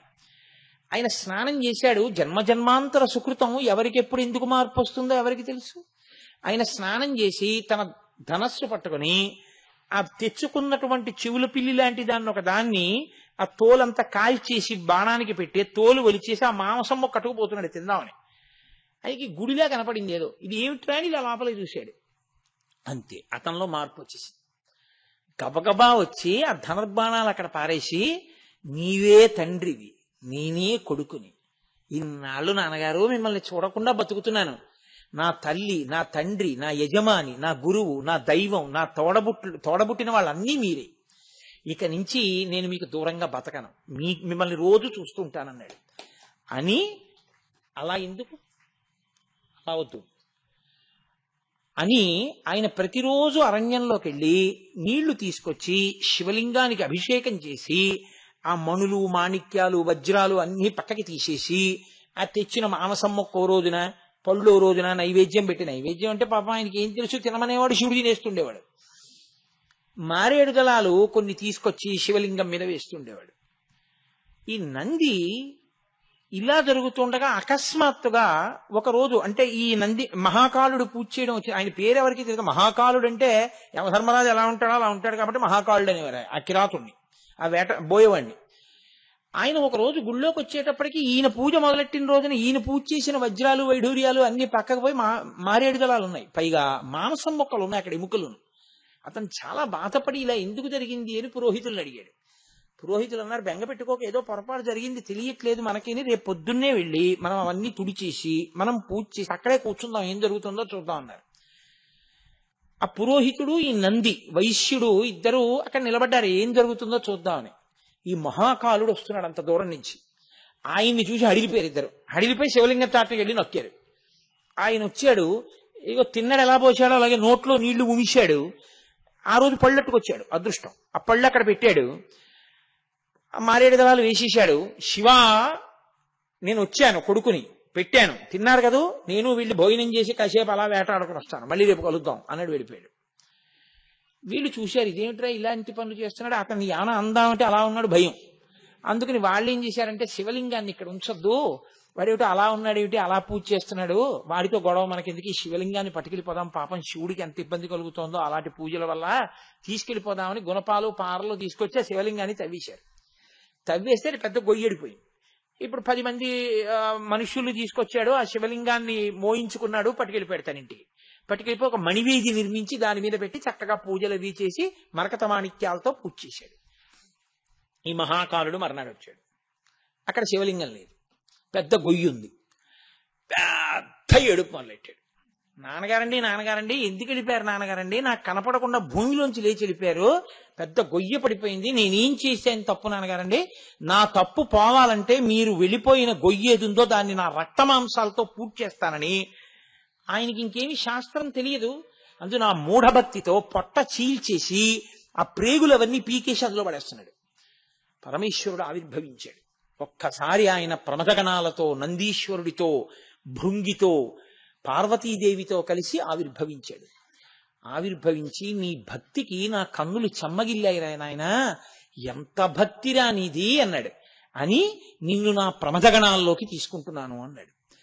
అలా అనేసరికి దేవదుందుబులు మోగే, శంఖాలు మ్రోగించారు, తప్పెట్లు మోగించారు. నంది పూజ చేస్తున్నాడు వైశ్యుడి ఇంట్లో. ఇదేమిటి, మనం శివలింగం పట్టుకొచ్చేసిన గుడి దగ్గర పెద్ద చప్పుళ్ళు అవుతున్నాయి, ఎప్పుడు వినలేదే అంతంత పెద్ద పెద్ద తప్పెట్లు మోగడం. వెళ్లి చూసొద్దామని పురోహితుల్ని తీసుకుని వచ్చాడు. లోపల పరమేశ్వరుడు నిలబడున్నాడు, పార్వతీదేవి మహాకాలుడితో మాట్లాడుతున్నాడు. మాట్లాడుతుంటే ఇతనికి కళ్ళంబట నీళ్లొచ్చేసి లోపలికి వెళ్ళడానికి భయపడి, నేనింత పూజ చేశాను నాకు కనపడలేదు, మహాకాలుడికి కనపడ్డాడని అతన్ని శివుణ్ణి పిలవలేక అని మహాకాలుడిని పిలిచాడు. అతను ఇప్పుడే వస్తాను, ఇక్కడే ఉండండి, మా స్నేహితుడు వచ్చాడని బయటకు వచ్చాడు. వచ్చి అన్నాడు, నేను పూజ చేస్తున్నానని శివలింగం పట్టుకెళ్ళిపోయారా, నేను బాధపడుతుంటే మా తండ్రి ఆయనే కనపడ్డారు నాకన్నాడు. అంటే ఈయనన్నాడు, ఏదో తెలియక పట్టుకెళ్ళిపోయాను, నేను పూజ చేశా కదా, నాకు భక్తి ఉంది కదా, నా గురించి కొంచెం శివుడికి చెప్పాయా అన్నాడు. అంటే ఈ మహాకాలుడు వెళ్ళి ఇతన్ని చెయ్యట్టుకుని తీసుకెళ్ళిపోయాడు శివుడి దగ్గరికి. పరమశివుడు ఏమీ తెలియని వాళ్ళు అలా నించున్నాడు. ఇతను నా స్నేహితుడు, మీకు మంచి భక్తుడు, ఇంకో కొడుకు, ఈయనకి కూడా ఇందాక నాకు ఇచ్చారు, అది ఇచ్చేయండి అన్నాడు. అంటే శివుడు అన్నాడు, ఇతను భక్తుడా, ఇతను ఎవరో నాకు తెలియదే, సర్వజ్ఞ ఈశాన సర్వ విద్యానాం ఈశ్వర సర్వభూతానాం బ్రహ్మాధిపతి బ్రహ్మణోధిపతి బ్రహ్మ శివోమే అస్తు సదాశివోం. ఆయన అన్నాడు, నాకు తెలియదు ఇతను ఎవరో, ఎవరితను ఎక్కడుంటాడో అన్నారు. అతను ఏడుస్తూ నించున్నాడు. నంది, మీరు ఏమనుకోకండి, మంచివాడు, పాపం ఏదో నన్ను చూసి భయపడి శివలింగం పట్టుకెళ్ళిపోయాడు, చాలా మంచివాడు, రోజు వజ్రాలతో పూజ చేశాడు, వైఢూర్యాలతో పూజ చేశాడు, మాణిక్యాలతో పూజ చేశాడు, పాపం పంచామృత అభిషేకాలు అవి అన్నీ చేసేవాడు, ఇతనికి కూడా ఇవ్వండి అన్నాడు. అంటే పరమేశ్వరుడు నంది వంక తిరిగి అన్నాడు, నీ పూజకి ఇవ్వట్లేదు, ఇతను నిన్ను స్నేహితుడిని పిలిచినందుకు నీకు కూడా ప్రమదగణాధిపత్యం ఇచ్చానన్నాడు. పరమేశ్వరుడికి కావలసింది ఏమిటంటే అనుబంధం. నేను చేస్తున్నాను వాడెవడు చేయడానికి అనుకున్నవాడి అవతలవాడి గుండెల్లో ప్రేమ తెలియని వాడు భక్తుడు ఎలా అవుతాడండి? కాబట్టి ఇవ్వలేదు నందికి. మహాకాలుడు చెప్తే నందికి ఇచ్చాడు. ఇద్దరు అప్పుడు ఈశ్వరుడు అంటే ఏమిటో తెలుసుకుని ప్రమదగణాల్లో చేరిపోయారు. అది ప్రమదగణాలంటే. శివ సంతోషం తమ సంతోషం, శివకోపం తమ కోపం, అలా ఉండేవాళ్ళు ఎవరో వాళ్ళ ప్రమదగణాలంటారు. ఇప్పుడు తీసుకెళ్తే వాళ్ళిద్దరికి పార్వతీదేవి పరమశివుడితో సహా ఏదో రాజ్యాలని గెలిచి వచ్చినటువంటి కొడుకులకి హారతి ఇచ్చినట్టు హారతి ఇచ్చి లోపలికి తీసుకెళ్ళింది ఆవిడ. నందికి మహాకాలుడికి ఆ భోగం పట్టిందండి. శివానుగ్రహం వాళ్ళకి జ్ఞానం వచ్చింది. వాళ్ళిద్దరు అన్నారు, మాకు ప్రమదగణాల్లో పదవి ఇచ్చావు బాగుంది, ఎప్పుడో సాయంకాలం ఓసారి దగ్గరికి వస్తారు, పిలిస్తే వస్తారు, మాకు అలా కుదరదు, ఎప్పుడూ చూస్తుండాలి. ఎవరు అడిగాడు? మహాకాలుడు అడిగాడు. నిన్నెప్పుడూ చూస్తాం, అందుకని తలుపు లోపల మేము నించుంటే తలుపేసేసి నించుంటుంటాం, నువ్వు ఎవరితోన్నా మాట్లాడాలి, అనుగ్రహించాలంటే మాకు చెప్పు, పిలవమని. తలుపు తీసి మేము బయటికి వెళ్ళి వాళ్ళని తీసుకొచ్చి నీ దగ్గరికి మళ్ళీ తలుపేసి మేము ఇలా చూస్తూ నించుంటాం నిన్ను, సరేనా అన్న. తలుపు బయట నించో, మనకే లోపల నించుంటాం. అంటే ఆయన అన్నాడు, సరే తప్పకుండా అలాగే ఇస్తాను. అంటే వీళ్ళిద్దరూ ఆహా సదాశివుడనగా మహాదేవుడనగా భక్తుల పాలిట ప్రీతి కలిగిన వాడనగా శంకరుడనగా సదాశివుడనగా ఆయనొక్కడే అంటే ఆ అన్నాడు శివుడిలాగా సంతోషంతో. అనగానే వాళ్ళిద్దరూ మా ఇద్దరు నేను ఇలా అనుగ్రహించావు పరమేశ్వరా అని ఇలా అన్నారు. అందుకే అప్పటి నుంచి డమరుక చేతిలో పట్టుకుని ఇలాగే ఉంటారు నంది మహాకాలుడు. ఈ 2 వేళ్ళు ఇలాగే ఉంటాయి శివుడి ముందు నిలబడినప్పుడు. దిండి ముండి అలాగే ఉంటారు, దుండి ముండి అలాగే ఉంటారు, నంది మహాకాలుడు అలాగే ఉంటారు. అలా ఎందుకుంటారో స్కాందం చెప్పింది. కాబట్టి ప్రమదాధిప అంటే ప్రమదులంటే వాళ్ళు ఎంత భక్తి కలిగినటువంటి వాళ్ళో మీరు అర్థం చేసుకోవాలి. ధర్మం, ఆ ధర్మం భక్తి ఈశ్వరుడు చెప్పిన మాట పాటించినటువంటి వాణ్ణి ఈశ్వరుడు ఆ స్థితిలోకి ఎత్తేస్తాడు, ఎత్తి తనలో కలుపుకుంటాడు. ఆ కలుపుకోగలిగినటువంటి స్వరూపం రుద్రస్వరూపం, అది రుద్ర. అంతేకాని రుద్రుడు అంటే కోపంగా ఉంటాడండి అని చెప్పకూడదు. ఎందుకు కోపం? చెప్పిన మాట వినలేదని కోపం. నాన్నగారండి బుద్ధి వచ్చింది నాన్నగారండి, ఇంకెప్పుడు చెయ్యను నాన్నగారండి, నన్ను క్షమించండి నాన్నగారండి, నమస్తే అస్వాయుధాయానా తథాయ దృష్ణవే ఉభాభ్యాముతే నమో బాహుభ్యాం తవదన్వనే అని మీరు అభిషేకం చేసి ఆయన్ని వేడుకోలు చేస్తే ప్రసన్నుడైపోతాడు, శివుడైపోతాడు. రుద్రుడు శివుడైపోతాడు, శివుడు రుద్రుడైపోతాడు మనం చేసే పనులు బట్టే. నాన్నగారే సినిమాకి తీసుకెళ్ళిన ఆయనే, ఫీజు కట్టిన ఆయనే, బెల్ట్ పెట్టి కొట్టిన ఆయనే. ఎందుకయ్యాడు శివుడు రుద్రుడు? నువ్వు సరిగ్గా మార్కులు తెచ్చుకోక, ఆయన చెప్పినట్టు వినక, ఆయన చెప్పినట్టు వింటే ఆయన ఎప్పుడూ శివుడే. శివుణ్ణి శివుడుగా ఉంచుకోవడం నీ చేతిలో ఉంది. నీకు చేత కాకపోతే శివుడికి నమస్కారం చేస్తే ఆ ధర్మ మార్గంలో ఆయనే తిప్పుతాడు. అలా తిప్పగలిగిన వాడు రుద్రుడు. కాబట్టి అహిర్భూజ్ఞియో భుజంగభూషణ ప్రమదాధిప రుద్ర. కొన్ని నామాలు ఇవాళ పూర్తయ్యే ఏదో ఒక దండ కట్టి ఈశ్వరుడి మెడలో అలంకారం చేశాను, చిన్న చిన్న పూలగానో పెద్ద పెద్ద పూలగానో. రేపు అత్యద్భుతమైన ఘట్టం ఒకటి నడుస్తుంది. ఆ ఘట్టంలో మిగిలిన పూలు చాలా పూలు దండ కట్టేయాలి రేపు. కాబట్టి రేపు ఒక మహాద్భుతమైన ఘట్టాన్ని స్వీకరిస్తాను. అందున చతుర్దశి కదండి, మాసి శివరాత్రి యొక్క వైశిష్ట్యం. అందుకని రేపటి సాయంకాలం అంతటి అద్భుత ఘట్టంతో శివనామాలు మిగిలిన వాటిని చాలా వాటిని దండ కట్టేస్తాను.